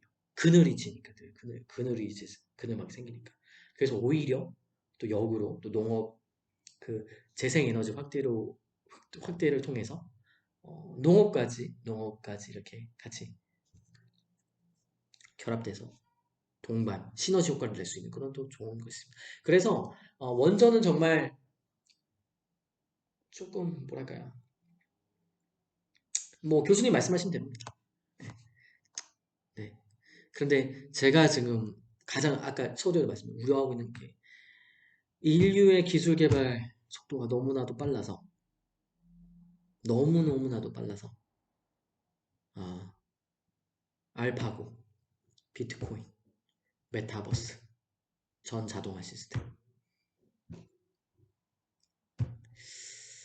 아, 그리고 우리가 이런 것까지 1억 플러스 알파로 여러분들 제조업, 철강 산업, 시멘트 뭐 말할 것도 없죠. 다 포함해서 원전에서 나오는 에너지 없이 뭐 2030년까지 일단 지켜보겠습니다. 저는 탈원전을 응원합니다. 지지합니다. 2030년까지 열심히 독일이 조금 더 뭔가 획기적인 아, 기술 개발 또 사회 문화적으로 확실하게 해주셨으면 좋겠습니다. 네, 이미 1시간이 넘었습니다. 1시간 넘었습니다만 혼자 또 계속 떠들겠습니다. 국내 원전 기술력이 어느 정도인가? 음, 원천 기술은 우리 것이 아니다. 독립적으로 수출할 수 있으려면 미국이 개입해서 안 된다. 아랍에미리트 연합, 그쵸. UAE, 그쵸. 제가 아까 말씀드렸던 그 아랍에미리트였죠. 아랍에미리트 연합에 원전을 수출할 때도 미국이 1, 2, 3 협정을 근거로 개입했다. 이는 미국 기술이 해외로 나갈 때 의회 허락을 받게 하고 핵비 확산 조약을 맺도록 한 것이다. 로열티를 주는 건 아니지만 우리는 개량한 카피 플러스 알파 모델로 본다. 수출할 때 미국의 동의가 필요하냐는 국회의원 질문에 우리가 답할 게 아니라 미국에 물어보면 된다고 했다. 그쵸? 이거는 아마도 지금 제 말만 들어서는 뭔 소리지? 라고 하실 텐데 이건 제가 또 다른 제가 예전에 오마이뉴스에 소개했던 탈원전 그 관련된 그 서적 그걸 한번 그 링크를 제가 달아드리도록 하겠습니다. 제가 서평 기사를 썼었고요. 거기에도 제가 그거는 영상도 따로 남겼었네요. 근데 이렇게 말씀드릴 수 있을 것 같아요. 여기서 이제 결론적으로 말하는 건요. 우리나라가 갖고 있는 핵 원전 기술이요. 우리나라 100% 오로지 우리나라 것이 아닙니다. 그리고 그래서 이 기술을 수출하기 위해서는요. 다른 곳에 동의가 필요합니다. 어디에 동의가 필요할까요? 이거는 제 다른 영상이나 그 링크를 보시면 되겠습니다. 그래서 안타깝죠. 네, 안타깝죠. 원전 기술력이 매우 우리나라가 우수한 건 사실입니다. 하지만 100% 우리나라 것은 아니다. 그리고 이거는 핵과 또 결부된 거기 때문에 굉장히 그, 그 이해관계가 복잡하다. 그래서 이렇게 뭐랄까요? 수출하는 게 장밋빛 수출 원전이 아니 우리나라에게 큰 도움을 주는데 경제적인 그런 효과를 갖고 오는데 라고 하는데 물론 당연히 이제 수출하게 되면 그렇게 수익이 창출되는 건 맞습니다만은 그 원전의 발목을 잡는 그런 것도 있다. 보시면 되겠고요. 탈원전 쪽에서는 원전 해체를 새로 개척할 분야라고 한다라고 하시는데, 자, 교수님은 이렇게 말씀하십니다. 원전은 90%가 선진국 러시아, 중국인데 과연 어떤 나라가 우리한테 그 일을 맡기겠나? 원전 해체 산업은 과장된 것이다. 해외 진출은 말이 안 된다. 오히려 탈원전 옹호론자들이 해체 산업을 키우라고 하니까 이제는 원전 업계가 반발하는 모양새다. 원전 건설만큼 일거리가 생기지 않는다. 원전 해체가 얼마나 위험하고 더러운 일인가. 기피하는 4D 업종으로 매력적이지 않다. 추가 질문. 원전 해체 작업이 그렇게 어려운 겁니까? 교수님이. 가장 큰 문제는 사용 후 핵 연료 처리다. 부지에 그대로 남기 때문에 복원이 되지 않는다. 원래 원전을 해체해야 하는 목적은 부지를 복원하는 것이다. 그런데 핵 연료가 남아있는데 그게 되겠나? 미국의 메인 양키 원전은 해체됐지만 사용 후 핵 연료 저장소는 60년 뒤 부수고 다시 지어야 한다. 우리처럼 작은 땅덩어리에서 해체 작업만 갖고 산업이라고 하는 것은 어리석은 주장이다. 부산과 울산에 원전 해체 센터를 만들었지만 껍데기만 있다. 그동안 원전 건설에만 몰두해왔기 때문이다. 나중에 사용 후 핵 연료 등은 어떻게 되겠지라면서 그것이 문제다. 사용 후 핵 연료를 해결하지 못하면 원전은 오래가지 못한다. 빰빰빰. 교수님이 아마도 정말 감사해요. 현실적인 말씀을 해주셨어요. 왜 원전이 독인지, 왜 원전이라고 하는 생명호흡기를 꼈을 때 이것이 수명 연장은 4, 50년 해줄지언정 이게 얼마나 우리에게 역으로 독이 될지.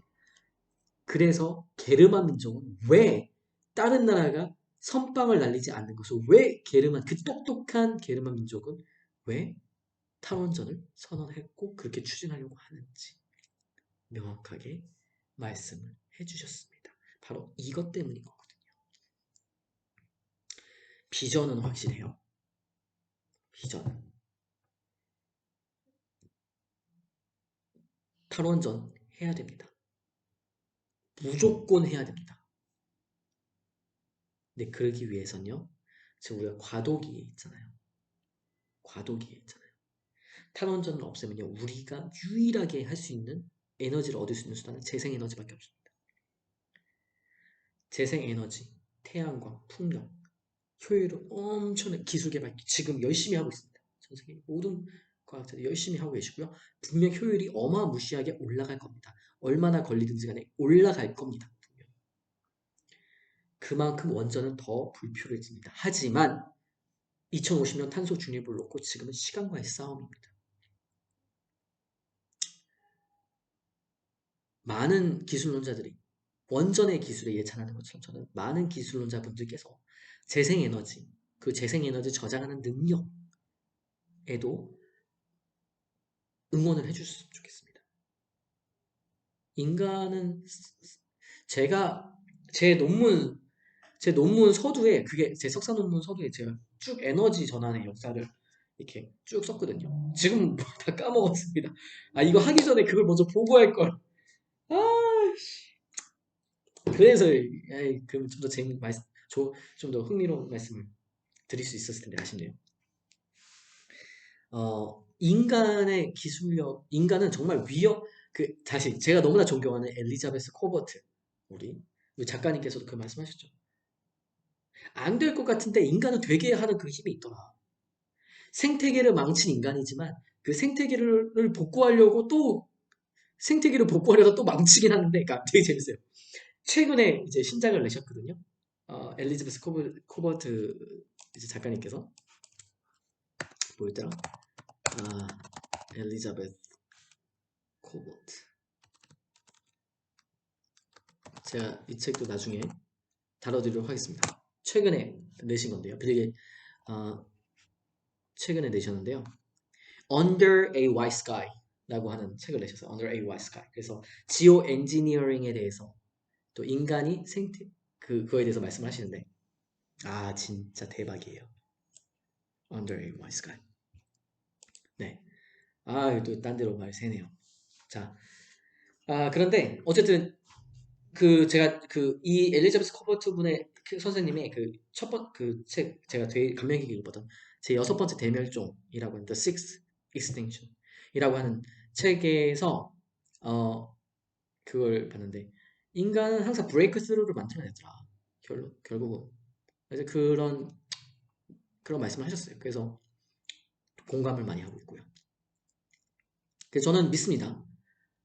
재생에너지든 원전이든 어쨌든 그 2030년 제가 나름대로 탈원전에 이제 그거를 두고 역점을 두고 어, 지금 이렇게 할 텐데 정말 열심히 저도 제가 할 수 있는 거 최선을 다할 텐데요. 정말 믿습니다. 우리 인류의 기술력을 믿습니다. 할 수 있다고 저는 봅니다.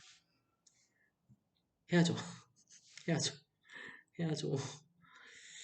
해야죠. 네. 어쨌든 여기서 이제 중요한 거는 우리가 탈원전을 해체를 하더라도요. 그대로 남는다는 거예요. 슬프죠? 그런데 원전을 더 지우면 어떡해요? 그런데 여기에서 이제 경향신문이 최근에 여러분 이슈가 된 빌 게이츠가 소형 원자로를 대안처럼 들고 나왔다라고 이제 설명합니다. 전 이 대목이 제일 궁금했어요. 왜냐하면 저는 빌 게이츠는 제가 좋아하는 인물 중에 한 명입니다. 굉장히 똑똑한 사람이거든요. 그냥 이 사람 건 제가 따로 나중에 한번 다룰게요. 그냥 똑똑함을 넘어서 그냥 이 사람 자체가 천재고요. 일단 여러분들 아시겠지만 아예 넘어갑시다. 다른 걸로 한번 더 썰을 풀어야 됩니다. 빌 게이츠는 중요한 사람입니다. 우리 현 시대에 있어서. 자, 답이 뭐라고 하셨냐, 교수님이. 똑똑한 사람이니까 공부는 했겠지만 원전을 제대로 이해하지 못한 초딩 수준의 말이다. 편협하고 위험한 발상이다. 미국에서는 대형 원전이 사양길에 있다. 원전 97기가 있는데 2025년이면 20여 기를 더 줄인다. 이것은 탈원전 정책 때문이 아니라 셰일가스와의 경쟁에서 밀려난 결과다. 원전은 4, 50년 수명 연장을 지속하다 보니 돈이 많이 든다. 건설비도 비싸져서 새로 못 짓고 기존 것도 문을 닫는다. 게이츠의 주장은 대형보다 안전하고 경제성이 있다면 소형 원전을 개발해서 좋지 않겠냐는 것이다. 것 같다. 미국 핵규제위원회가 보니까 안전 문제에서 대형 원전 하나와 소형 여러 개 중 무엇이 더 안전한지 확신을 못한다. 1기가와트짜리 대형 원전이 100기라면 100메가와트짜리 소형원은 1000개를 지어야 한다. 중국은 화력발전 용량만 1000기가와트다. 이것의 반을 없애려면 원전이 500기가 더 필요한 상황이다. 중국에도 소형 원전을 한다면 도대체 몇 기를 지어야 하나? 이거는 제가 교수님과 완전히 생각이 다른 지점입니다. 제가 빌 게이츠를 조금 옹호하는 것으로 들릴 수도 있습니다만 저는 탈원전을 하는 사람인데 빌 게이츠를 옹호하는 게 좀 이상하게 들릴 수도 있을 거예요, 여러분들께서. 그런데 한번 제 생각을 한번 말씀드려 볼게요. 일단은 교수님께서 첫 번째로 빌 게이츠가 어떤 분들과 같이 이걸 개발하고 있으신지 모르시는 것 같아요. 그래서 그냥 소형 원자로를 이제 한다는 말씀을 듣고 아마도 이제 관련 영상이나 이런 거는 찾아보지 않으신 것 같아요. 빌 게이츠가 실제로. 그리고 진짜로 미국 정부와 빌 게이츠가 어떤 계약을 맺고 지금 어떤 파일럿을 돌리고 있는지도 찾아보지 않으신 것 같습니다. 그렇기 때문에 교수님은 원전계에 계속 계셨지만은 탈원전을 주장하시는 분이잖아요. 탈원전 해야 된다. 그 이유는 경제적인 문제, 경제성의 문제, 뭐 이런 것 때문에 이제 하신 거죠. 교수님께서 지금 수준에서는 맞아요. 그리고 지금 우리가 아까도 말씀드렸지만 교수님이 말씀하신 것도 원전의 그 세이프가드를 최대한 높여서 하더라도 이게 원전 하고 나서 이제 폐기물 처리라든지 이런 거 등등 고려했을 때는 결국 원전은 없애야 되는 게 맞다라고 말씀하신 건데요.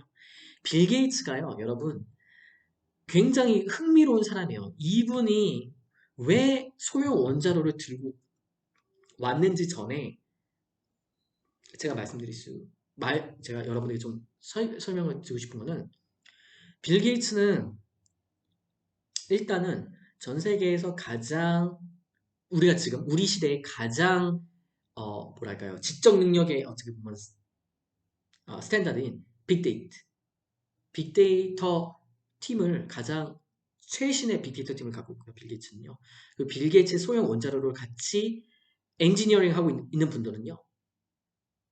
세계적으로 유명한 원자 기술공학자 분들이십니다. 네. 어중이 떠중이 빌 게이츠는 전 세계에서 최고로 돈이 많았던 분이셨어요. 지금은 3, 4위일 거예요. 네. 이분이요. 이분이 움직일 수 있는 과학기술 집단은요. 여러분, 세계 최고 1등 부자인데, 1등, 그 세계 최고의 부자 중에 한 명인데, 근데 이 사람이 꽂힌 게 그런 부분이거든요. 지속 가능한 개발. 실제로 이분이 해내신 게 있어요. 왜 빌 게이츠가 무서운 사람이냐면, 이 사람의 비전이 무서운 사람이냐면, 나중에 다스럽게 그냥 간략하게, 개발도상국에서 가장, 우리 지금 아프리카 대륙이라든지 가장 큰 문제 중에 하나가 위생이었거든요. 어떤 UN NGO들이 아무리 열심히 해도 못 잡아요. 근데 빌 게이츠는 잡기 시작했어요. 그 위생을요. 위생의 원인은 어디냐고 빌 게이츠가 본인이 갖고 있는 빅데이터를 동원해가지고 어떤 결론을 냈냐면요. 폐수, 오수 처리였어요. 시냇물이 있고 그 시냇물이 흘러서 강이 되고 다 오염돼 있잖아요. 특히 도시 주변에 사람들이 거기에다 똥 싸고 오줌 싸고 버리고 하니까. 그래서 빌 게이츠가 완전 원점 타격을 하자. 화장실. 왜냐하면 거기에 상수도 하수도 배관 할 수 없어요. 할 수 없대요. 불가능합니다. 돈이 어마어마하게 들거든요. 정치가 움직여야 됩니다. 쉽지 않죠. 개발 협력이라고 하는 빌 게이츠는 IT 전문가였고요. 돈이 똑똑한 사람이지만요. 이 사람이 개발 협력의 발을 꽤 오래 디뎠어요. 디디는 순간요. 개발 협력의 패러다임이 바뀌어버려요. 그래서 저도 현재 개발 협력에 종사하고 있는 아주 일부분 종사하고 있는 사람으로서 빌 게이츠를 굉장히 존경하게 할 수밖에 없는 사람이에요. 이 사람이 갖고 있는 전문적인 시각과 비전과 그래서요. 빌 게이츠를요 단지 미국 대상 빌 게이츠가 머릿속에서 내는 이런 것들은요. 미국만을 놓고 내지 않아요. 선진국을만 놓고 이 사람이 빅데이터를 돌린 게 아니에요. 그래서 빌 게이츠는 존경받아야 되고요. 굉장히 무시무시한 사람입니다. 빌 게이츠는요. 선진국 개도국 다 본인 계산에 때려 놓고 해결책을 냅니다. 해결책을 찾으려고 노력했던 사람이에요. 많은 분들이 모르실 거예요. 아마도 이 부분을 모르시거나 놓치고 계실 거예요. 빌 게이츠는요. 미국 초점으로 두지 않습니다. 전 세계가 다 같이 해결할 수 있는 방법에 대해서 고민을 할 수 있을 정도로 시각을 열은 사람이에요. 본인이 마이크로소프트 은퇴하고 나서 계속 개발 협력 분야에 있으면서. 그래서 이분이 화장실 문제를 잡았습니다. 찾아보세요. 빌 게이츠가 얼마나 대단하고 혁신적인 일을 하고 있는지. 네. 그런데 이분이 그 다음으로 한 게 에너지라고 보신 거예요. 에너지. 그리고요. 에너지 원전의 문제점도요. 빌 게이츠가 바보가 아니잖아요. 쓰리마일섬, 후쿠시마, 그리고 쓰리마일섬, 체르노빌, 후쿠시마까지 완전히 다 비교를 했고요. 기술적으로 다 검증을 했고요. 뭐가 문제인지도 다 파악을 했어요. 그래서 본인이 갖고 있는 팀을 통해서 우리가 지금 나온 모든 문제점들을 완전히 최소화시킬 수 있는 그런 소형 원자로를 개발 중입니다. 그리고 소형 원자로는요, 여러분 이미 존재합니다. 핵 항공모함, 핵 잠수함. 그냥 직관적으로 생각하시면 돼요. 이미 존재하고 있는 기술입니다.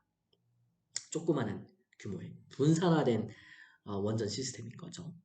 제가 이렇게 자꾸 얘기하면 이제 전 친원전자 아닙니다. 탈원전을 합니다만은 빌 게이츠는요, 2050년까지 탄소 중립을 하기 위한 목표, 이미 본인이 계산이 끝났어요. 2050년까지 탄소 중립하지 않으면 우리 다 큰일 난다. 나쁜 말로 좆된다. 라고 하는 결론이 났습니다. 이 똑똑한 사람이 빅데이터를 돌려서 그런 결론이 났어요. 이미 그 전에 UN, IPCC 등 우리 UN에서 다 결론이 난 거지만은 그래도 빌 게이츠가 워낙 또 파급력이 있잖아요. 빌 게이츠도 그 결론에 도달했어요. 빌 게이츠도 처음에 반신반의했대요. 개발 협력하면서 아니 자꾸 뭐 기후변화 기후변화를 거리는데 아니 뭐 무슨 뭔 소리야. 그거 뭐 지구과학 뭐 태양 흑점 지구 자전 주기 응? 빌 게이츠가 세계 최고의 대기 과학자를 다 불러가지고 실제로 만나보면서 다 본인이 공부했어요. 엄청 똑똑한 사람이거든요.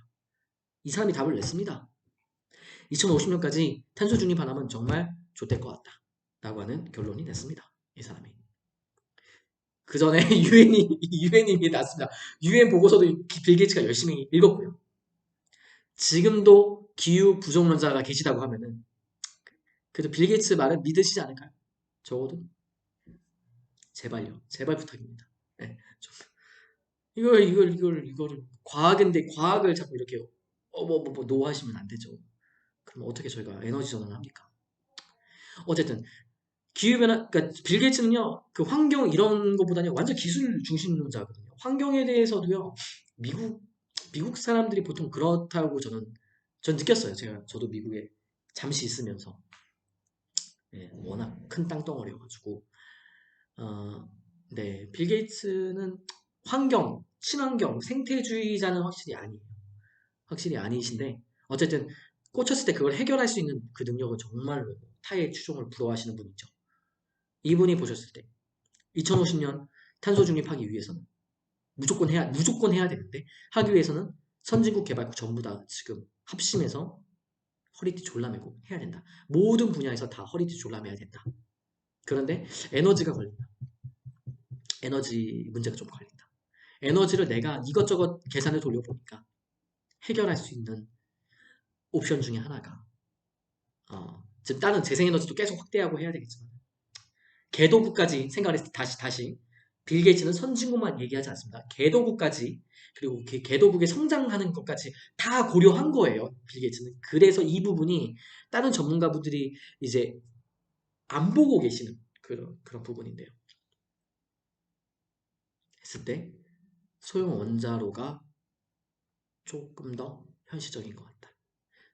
내가 물 없는 화장실을 지금 아프리카에 물 없이도 돌아가고 그걸로 자연 퇴비 또 해가지고 농업에까지 도움이 될 수 있는 그런 화장실을 만들어서 위생 문제를 지금 해결해 나가고 있는 것처럼 어, 지금 이 에너지 문제 선진국 개도 전부 다 합쳐서 이거를 잡아야 될 것 같다 하신 거죠. 빌 게이츠 얘기는 정말 하면 끝도 없는데 뭐 빌 게이츠에 대해서는 정말 여러분들이 많이 좀 한번 주의 깊게 보셨으면 좋겠습니다. 넷플릭스의 그 인사이드 빌 게이츠 그거 있죠? 인사이드 빌 게이츠 맞나요? 그것도 보셨으면 좋겠고 그래서 그 에피소드 3개가 있는데요. 그것만 보셔도 다른 빌 게이츠 책을 안 보시고 이제 그것만 보셔고 그리고 이번에 최근에 나온 기후 재앙을 피하는 법 이제 그것만 보셔도 제가 빌 게이츠 주장에 다 동의하는 건 아닙니다만은 이분이 갖고 있는 비전이 그래도 우리에게 주는 큰 울림이 있습니다. 그래서 어쨌든 그래서 이 부분만큼은 빌 게이츠에 대해서 그렇게 생각하시는 뭐 소형 원자로에 대해서 이제 좀 원칙을 제대로 이해하지 못한 초딩 수준의 말씀이다라고 하는 이 대목에 대해서는 제가 그래도 어, 나름 이렇게 조금 그래도 빌 게이츠가 이런 측면 이런 이유 때문에 이렇게 하고 있습니다라고 그냥 말씀을 좀 코멘트를 하고 싶었습니다. 자, 그리고 이제 거의 끝나갑니다. 최근 미국 텍사스주에서 벌어진 대규모 정전 사태를 원전 필요성을 부각하는 기회로 삼는 이들도 있다. 경향신문이 물었고요. 답. 텍사스주의 풍력 발전과 가스 발전, 원전에서 골고루 문제가 발생했다고 해야지 정전 원인이 재생에너지 때문이라면서 원전을 살리자고 하면 안 된다. 정확히 보셨어요. 제가 텍사스 지금 완전히 그 더운 지방에 지금 기후변화로 인해서 큰 뭐랄까요 완전 아이스 에이지가 펼쳐졌잖아요. 아주 굉장히 큰 정전 사태가 펼쳐졌고 그랬는데 아마도 그 미국 뉴스를 주의 깊게 보신 분들은 아마도 텍사스 그 한파 한파 사건을 굉장히 깜짝 놀랍게 보셨을 텐데 그때 또 언론이 이거 검증도 안 하고 뭐 완전 뭐 이상하게 했었어요. 재생에너지 멈췄다고 한파 불어가지고 맞습니다. 풍력 멈췄고요. 태양광 멈췄습니다. 맞습니다. 그런데요 그것뿐만이 아니고요. 가스 발전 멈췄고요. 가스 발전 멈췄고 원전도 멈췄어요. 다 멈췄었어요. 그래서 텍사스가 그 난리가 된 거예요. 여기서 제가 말씀드리고 싶은 건요, 여러분. 자연재해에 앞으로 닥쳐올, 우리가 이미 닥쳐왔고, 더 심화될 우리 기후변화 이 임팩트에 있어서요, 지금 정말 답이 없는 상태예요. 그렇기 때문에 2050년 탄소 중립 무조건 해야 되는 거고요. 정말로요. 걱정되는 거, 그래서 이런 기후변화로 이런 자연재해가 닥쳤을 때요, 원전 무사하지 않고요, 우리 석탄화력 발전소 무사하지 않아요. 여기서 연결되는 송전탑들 무사하지 않다고요. 다 그냥 우리 에너지 시스템 자체가 다 그냥 무너져 내리는 거예요. 근데 이미 그 시대가 도래했고요. 텍사스는 그냥 그 샘플 중에 하나예요. 앞으로요, 제가 뭐 저는 유엔 보고서에서 늘 얘기한 빈도수가 늘어날 거다 이거거든요. 기후 재앙, 텍사스 주에서 일어난 한파, 그리고 폭염 점점 더 늘어날 겁니다. 우리 사회는 우리 도시는요, 그거에 적응할 수 있도록 지금 도시 인프라가 바뀌어져야 되는 거고요. 그래서 우리가 계속 레질리언스라고 하는 단어가 나오잖아요. 복원력, 어떤 그런 외부 위험이 닥쳤을 때 그거를 복원할 수 있는 능력, 빨리 복원할 수 있는 능력. 지금 그렇게 도시가 다 바뀌어 전환해야 되는 거거든요. 텍사스는 바뀔 거예요. 지금 텍사스가 이것도 말이 길어지는데 텍사스가 그 뉴스 보신 분들은 다 아시겠지만 텍사스 전력망은요. 텍사스 주랑 다른 주랑 연결돼 있지 않습니까? 텍사스 주만 이렇게 딱 고립돼 있어요. 워낙 또 큰 땅덩어리기도 하고. 근데 얘네가 뭐 정치 사회적인 그런 뭐 이런 걸로 등등으로 인해서 본인들만의 고립된 섬처럼 이렇게 전력망을 형성하고 있었죠. 만약에 얘네가 그리드, 마이크로 그리드라고 해가지고 다른 주와의 전력망을 독일이 지금 그렇게 하고 있죠. 유럽이. 독일에서 나오는 에너지를 독일만 하는 게 아니고요. 옆에 있는 국가들과 마이크로 그리드로 전력망을 형성을 해가지고 전력을 주고받고 있습니다. 미국 텍사스주가 이번에 한파가 닥쳤을 때 이거에 제대로 대응하지 못한 여러 가지 이유 중에 하나가 뭐 되게 재밌는 이유가 많습니다. 특히 뭐 그 지금 텍사스주의 그 민영화 뭐 그런 것도 지금 주요하게 원인으로 꼽기도 하고 있고 뭐 여러 가지가 있는데 뭐 그거는 뭐 되게 깊은 얘기니까요. 여기선 생략하도록 하고 마이크로 그리드가 지금 미국이 많이 안 돼 있거든요. 근데 아마도 텍사스 주 이거 이후에요. 조 바이든이요. 작정하고 지금 아마도 지금 에너지 전환 들어갔으니까 조 바이든 행정부가 뭐 덕분에 잘 됐죠. 아마도 마이크로 그리드 이런 거에 박차를 갈 겁니다. 마이크로 그리드가 정말 필요합니다. 재생에너지 기반으로 한 원전 없이 재생에너지 전환으로만 하기 위해서는 마이크로 그리드가 필수입니다. 필수라고 저는 봅니다. 그래야 어디에 만약에 풍력이나 태양광이 이제 이렇게 잘 안 돌거나 또 이게 저장이 잘 안 돼가지고 전력이 수요는 많은데 공급이 안 될 때 다른 데서 전력 끌어올 수 있는 그 마이크로 그리드만 있어야 되는 거예요. 그래서 제가 여기서 하나 더 말씀을 드릴게요. 제가 왜 대한민국이 참 제가 뭐 안타까운 게 이제 북한과도 연결이 됩니다, 여러분. 네, 엉뚱하지만 우리나라 남한은요, 대한민국은요, 에너지 맵으로 봤을 때 완전히 섬나라입니다. 고립돼 있습니다. 미국처럼 재생에너지 자원이 풍부한 그런 환경을 갖고 있으면서 마이크로 그리드가 없어. 마이크로 그리드를 돈 예산 더 투여해가지고 하면 돼요. 에너지 저장 기술도 많이 만들고. 그러면은 탈원전 하면서도 돌릴 수 있어요. 유럽이 이미 그렇게 하고 있는 거죠. 근데 우리나라는요. 아마도 지금 저는 그래서 가끔씩 제가 이제 저는 어쨌든 공부한 게 탈원전 이제를 그래도 다른 문제 지금까지 우리 박종훈 교수님께서 말씀하신 것처럼 그런 문제가 있기 때문에 50년 이거 호흡기를 달 것이냐 아니면 100년 뒤에 또 한 번 크게 또 혼쭐 날 것이냐 이거 둘 중에 싸움에서 저는 웬만하면 이제 이 호흡기를 다는 것보다 바로 이제 이 사회 구조를 지금 개선을 해서 우리 미래 세대까지 좀 안전한 에너지원을 구축해가지고 쭉쭉 했으면 좋겠는데 그 중에 계속 걸림돌이 되는 게 이 북한이에요, 북한. 왜냐면은 우리나라가 개마고원 등지에서 그 예전에 소프트뱅크 손정은 회장님 그 주장했던 것 중에 하나. 개마고원 이렇게 바람 잘 부는 곳에 대규모 풍력 만들어가지고 그리고 일본, 한국, 뭐 한반도, 중국, 몽골 다 이렇게 에너지 그리드 만들어서 에너지 문제 좀 이렇게 우리가 좀 확보하자, 이거 해결하자. 그런데 북한 때문에 되는 게 없어요. 뭐 일본하고 사이 안 좋죠. 북한 때문에 우리가 섬나라로 이렇게 막혀 있잖아요. 단절되어 있잖아요. 몽골하고도 뭐 이렇게 할 수가 없어요. 골치 아픕니다. 중국, 몽골에서의 중국, 러시아 있는데. 진짜 저는 그래서 문재인 정부 들어섰을 때 정말 저는 이게 북한 문제가 진짜 해결이 됐으면 좋겠다. 여러분들은 그 아마도 북한에 대해서 통일을 이제 뭐랄까요? 이제 원치 않는 이제 그 젊은 세대 분들이 많이 계실 거예요. 그런데요, 에너지 전환 측면에서는요, 정말 너무나도 통일을 해야 돼요. 뭐, 뭐, 한반도에서 뭐, 런던까지, 기차. 그런 거 다 떠나서요.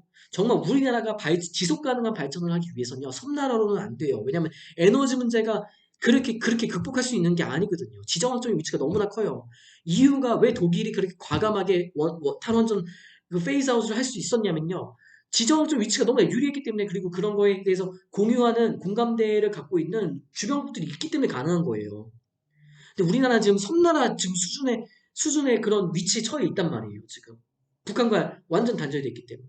그래서 저는 정말 문재인 정부에 기대 정말 많이 했어요. 제가 이거는 그 우리 대학원에서 오프라인에서 이제 애들하고나 얘기할 때 한 번씩 얘기했던 건데 한 번도 글을 써준 그렇게 하진 않았어요.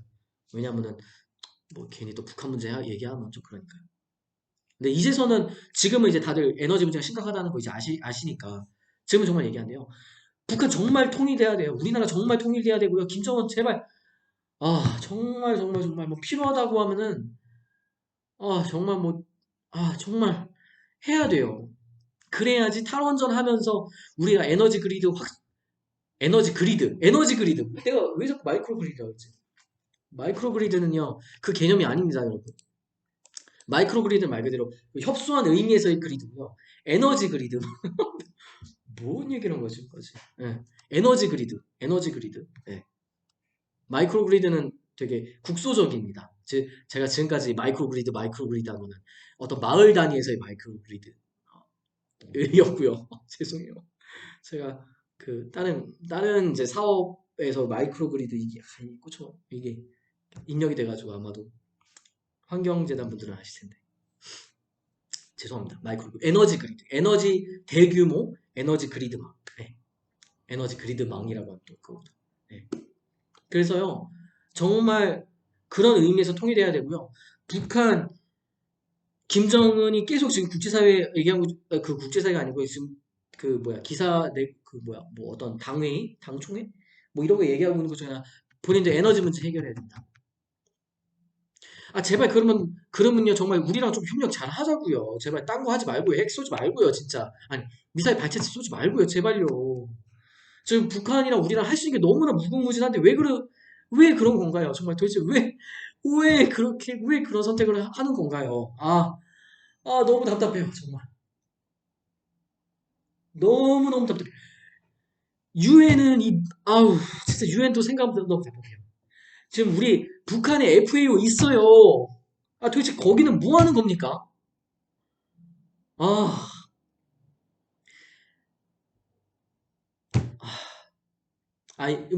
유엔 떠나서, 사실 유엔 사무총장의 몫이에요. 그리고 우리 대한민국 문재인 대통령의 몫이었고요. 왜냐하면 문재인 정부가 이제 그거를 작정하고 우리가 잘 한번 해보겠다라고 했으니까. 정말 이렇게 하시면 안 돼요. 북한 남북 문제를 이렇게 푸시면 안 된다고요. 어떻게 해서든지 해결해야 된다고요. 뭘 위해서? 우리나라 미래를 위해서요. 우리나라 미래를 위해서 정말 해결해야 된다고요.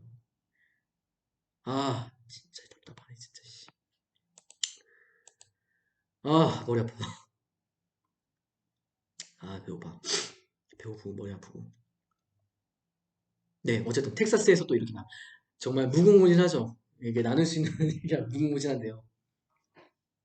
어쨌든 미국은 알아서 잘할 거고요. 우리가 미국을 걱정하는 거는 정말 바보 같은 일입니다. 미국은 알아서 잘합니다. 큰 나라입니다. 정말. 예, 강대국입니다. 강대국 진짜. 미국. 아유 진짜 미국. 우리나라 잘해야 되는데 우리나라 주변이 일본, 중국, 북한 쉽지 않습니다. 정말 잘 지내야 되는 이웃국들인데 지금 그 냉랭한 국민 감정이 되게 냉랭하잖아요. 진짜로 냉랭하죠. 근데 어쨌든 에너지 측면으로 놓고 봤을 때는 에너지가 정말 미래인데 우리나라의 미래인데 북한이 제발 좀 이런 거에 동의를 해주고 좀 이렇게 좀 우선 원자력에만 이렇게 북한 지금 사실 기술 그 뭐야 뭐 공장도 없잖아요. 그쵸? 공장도 많이 없고 제조업 기반이 되게 약하단 말이에요. 제조업 기반이. 그래서 북한이 정말 핵 포기하고 유엔에 대신에 핵 포기한 대신에 선진국들의 대대적인 그런 것들 그리고 뭐 어느 정도 일정 과도기의 뭐 체제 보장 뭐 이런 거는 뭐 정치적인 얘기입니다만은 어쨌든간 뭐 김정은이 그런 통 큰 결단을 해서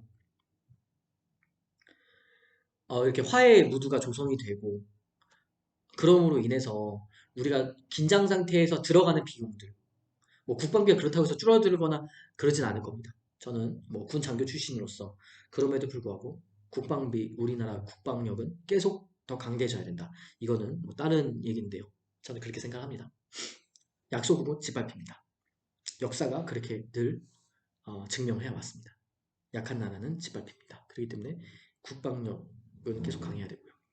뭐, 뭐 국방력이 줄어들지 않겠지만은 어쨌든 우리나라가 이제 뭐 해야 되는 그런 통일세를 내서라도 어, 정말 뭐랄까요 그 이상으로 우리나라에게 제2의 그 한반도에 큰 부흥을 안겨다 줄 겁니다. 우리나라가 갖고 있는 그 불도저식의 그 개발 정신 여기에 지속 가능성이라고 하는 개념을 딱 얹어가지고요 북한에 적용을 하고 에너지 측면에서 딱 하면요 정말 오히려 많은 분들이 이제 이북 땅에 한반도가 이제 우리가 체제 공존을 한다고 쳤을 때 평화 공존을 한다고 가정했을 때 많은 분들이 오히려 이사 가고 싶을 정도로 그렇게 탈바꿈시킬 자신이 있습니다. 우리나라는 그 기술력이 있고요. 그런 시스템을 갖추고 있습니다. 정치 외교 문제인데요.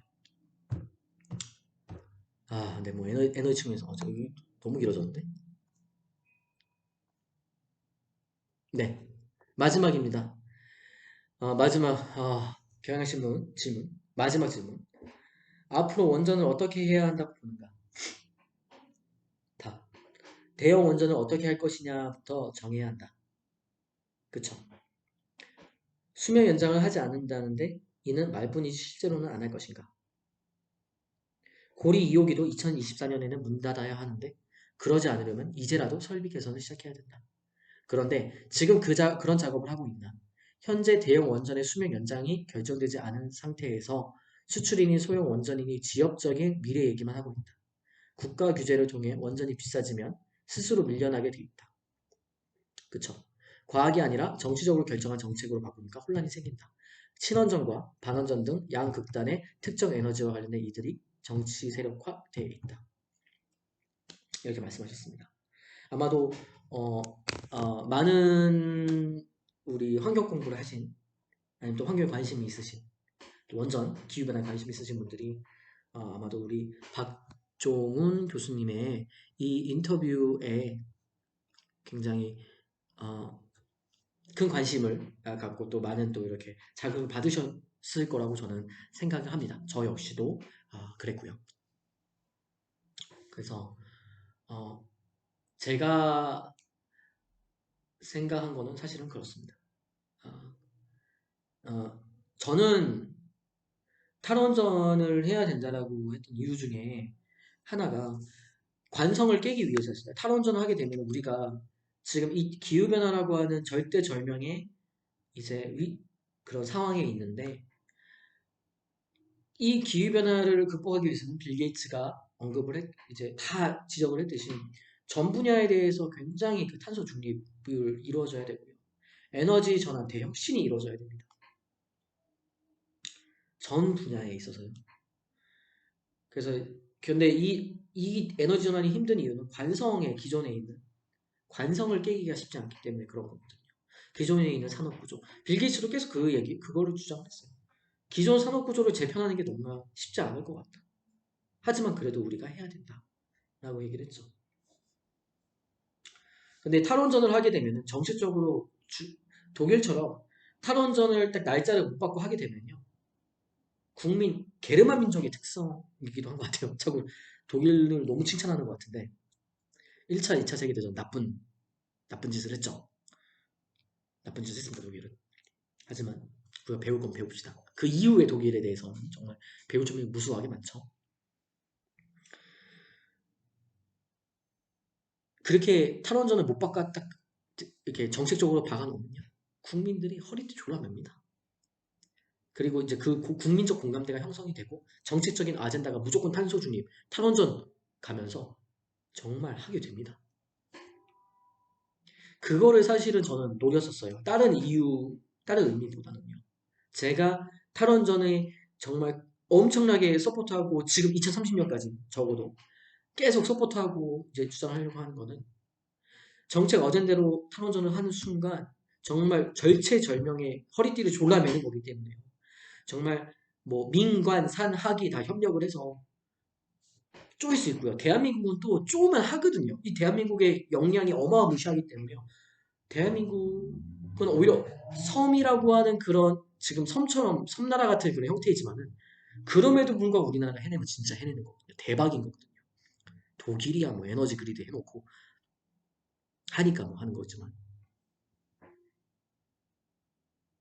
예,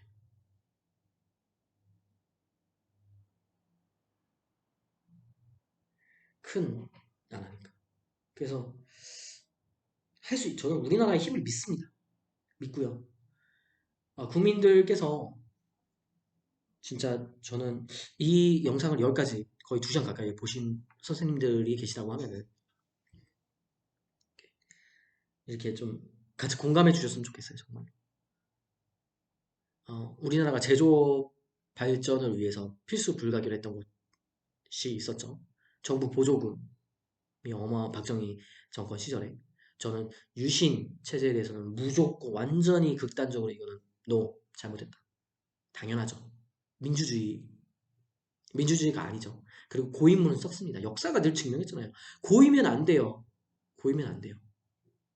근데 그거 차치하고 정말 그 박정희 정부 때 그 산림 정책이라든지 민농산이 우리가 지금 산림화가 완전 지금 산림화가 된 이유 아니면 뭐 제조업에 대해서 그렇게 투자를 해가지고 우리나라가 급 성장을 이룬 것들 물론 그로 인해서 부작용도 있습니다만 어쨌든 지금 우리나라가 OECD 안에 속해 있는 이유 중에 하나도 뭐 어쨌든 그런 비전이 있었기 때문에 그런 거거든요. 뭐 경부 고속도로 그 사람들 그 당시 엄청 반대했었죠. 예. 우리나라 아무것도 없는 나라에서 무슨 고속도로를 만드느냐 무슨 7차선 8차선이냐 비전을 갖고 하는 거거든요. 그래도 우리나라는 이렇게 될 거다. 근데 그 비전 그 김대중 대통령이 당선되고 나셔서 소프트뱅크에 우리 제일교포 손정의 회장님 부르셔가지고 우리나라가 뭘 하면 되겠습니까? 다음 세대를 위해서 물어보셨을 때 인터넷만 까세요 라고 답변을 받았고 그래서 인터넷망을 까셔가지고 지금 우리나라가 IT 기술 강국으로서 삼성이나 LG가 이렇게 승승장구하고 있는 거지 않습니까?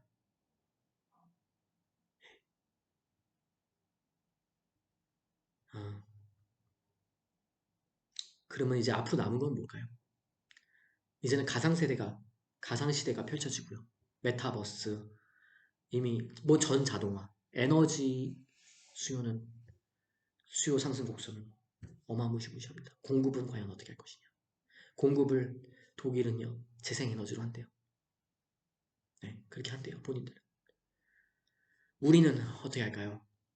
어떻게 하는 게 과연 미래 세대들에게 아니 우리 지금 우리한테도 우리가 나중에 정말 더 노인이 됐을 때 당당하게 미래 세대들에게 더 좋은 혜택을 지금까지 우리 선배들이 우리에게 좋은 부작용도 있었습니다만 물론 예, 그래도 지금 우리가 살고 있는 이 현실을 만드는데 큰 밑받침을 해주셨듯이 우리는 과연 어떤 세대로 기억이 될까요? 기후 재앙은 현실이고요. 기후 변화, 기후 재앙은 현실인데 여기에 대응 방법은 각 나라마다 다 다릅니다. 여러분들은 어떤 선택을 하시겠습니까? 제발 공감해 주셨으면 좋겠습니다. 방법은 뭐 탈원전 하는 사람들, 탈원전 주장하시는 분들 정말 욕 안 하셨으면 좋겠어요. 지금 우리 교수님 얘기했던 것들 제가 또 왜 그런지 또 추가로 설명 제가 조금 더 풀어서 설명드릴 수 있는 부분 설명드렸어요. 공감해 주시리라 믿습니다. 지금 여기까지 보신 분들은 탈원전 해야 돼요. 독일처럼요. 한번 꽉 조이고 정치적으로 국민 공감대를 얻어서 이렇게 아젠다를 만들면요. 우리나라 힘 어마무시하잖아요. 어마무시하잖아요. 우리나라 할 수 있다고 봐요. 그러면서 그 재생에너지만 돌리는 그 엄청난 기술을 갖고 재생에너지로 쫙 하는 나라를 상상해보죠. 우리가 북한 이북 땅에 얼마나 많은 혜택을 줄 수 있으며 우리가 또 얼마나 이 기술력을 갖고 우리가 갖고 있는 그 도시 모델, 재생에너지 도시 모델을 갖고 얼마나 또 많은 나라들에게 개도국들에게 우리가 그거를 또 수출할 수 있는지 또 개발 협력으로 우리가 또 도와줄 수 있는지 상상을 해보자고요. 아름답습니다. 뷰티풀합니다. 진짜. 물론 시간과의 싸움입니다. 어느 정권이 들어서냐 어느 정부가 들어서 어느 정권이 들어서냐에 따라 다르겠죠. 다르겠죠. 네, 달라질 겁니다. 그런데요, 정말 이번 이제 10년이 너무나 중요하고요. 이때 정말 우리 어, 민관 산학이 정말 힘을 합심을 해서 이 난관을 잘 타개하면요, 대한민국은 뭐 제가 좀 음모론도 말씀드리고 싶은데 그것까지 얘기하면 좀 그런 것 같아요. 저는 정말 대한민국이 지금 현재는 OECD의 위치를 갖고 있는데요. 이 에너지 전환 개편 이후에는 국가가 좀 그 국가 세계 판도가 좀 바뀔 것 같긴 해요. 그때도 저는 우리나라가 어, 주요 선진국으로서 또 좋은 선한 영향력을 많은 나라들에게 펼치는 그런 나라가 됐으면 좋겠습니다. 우리나라가 마음이 따뜻하거든요. 우리나라는 침략으로 이 부를 이룬 나라가 아니잖아요. 유럽과는 다르잖아요. 우리는 침략자들의 후손이 아니잖아요. 그래서 개발협력 할 때도 개발협력 하면서도 대한민국인으로서의 자부심이 저는 굉장히 큽니다. 다른 나라 선진국들은요. 사실은 개발협력 무조건 해야죠. 무조건 더 개발 ODA 예산 더 올려야죠. 본인들이 어떻게 그 부를 추적을 했는데, 그쵸?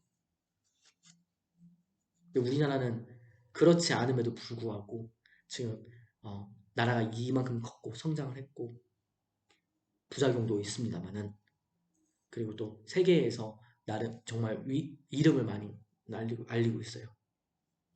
좋은 나라입니다, 정말. 너무나 자랑스러운 대한민국이고요. 선배님도 너무나 자랑스럽고 그리고 지금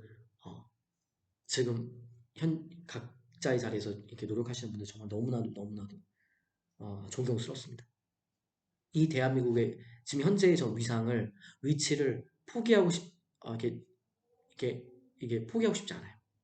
계속 유지됐으면 좋겠어요. 선진국 중에 그래도 한 나라 정도는 정말로 그 선한 영향력이 있는 나라가 있었으면 좋겠어요. 정말 그 태생적으로. 그게 저는 우리나라 말고는 사실은 다른 나라 보이지 않거든요. 그냥 역사적인 배경 하에서. 이거는 뭐 다른 나라 비하하고 그런 게 아니에요. 역사적인 배경에서. 예.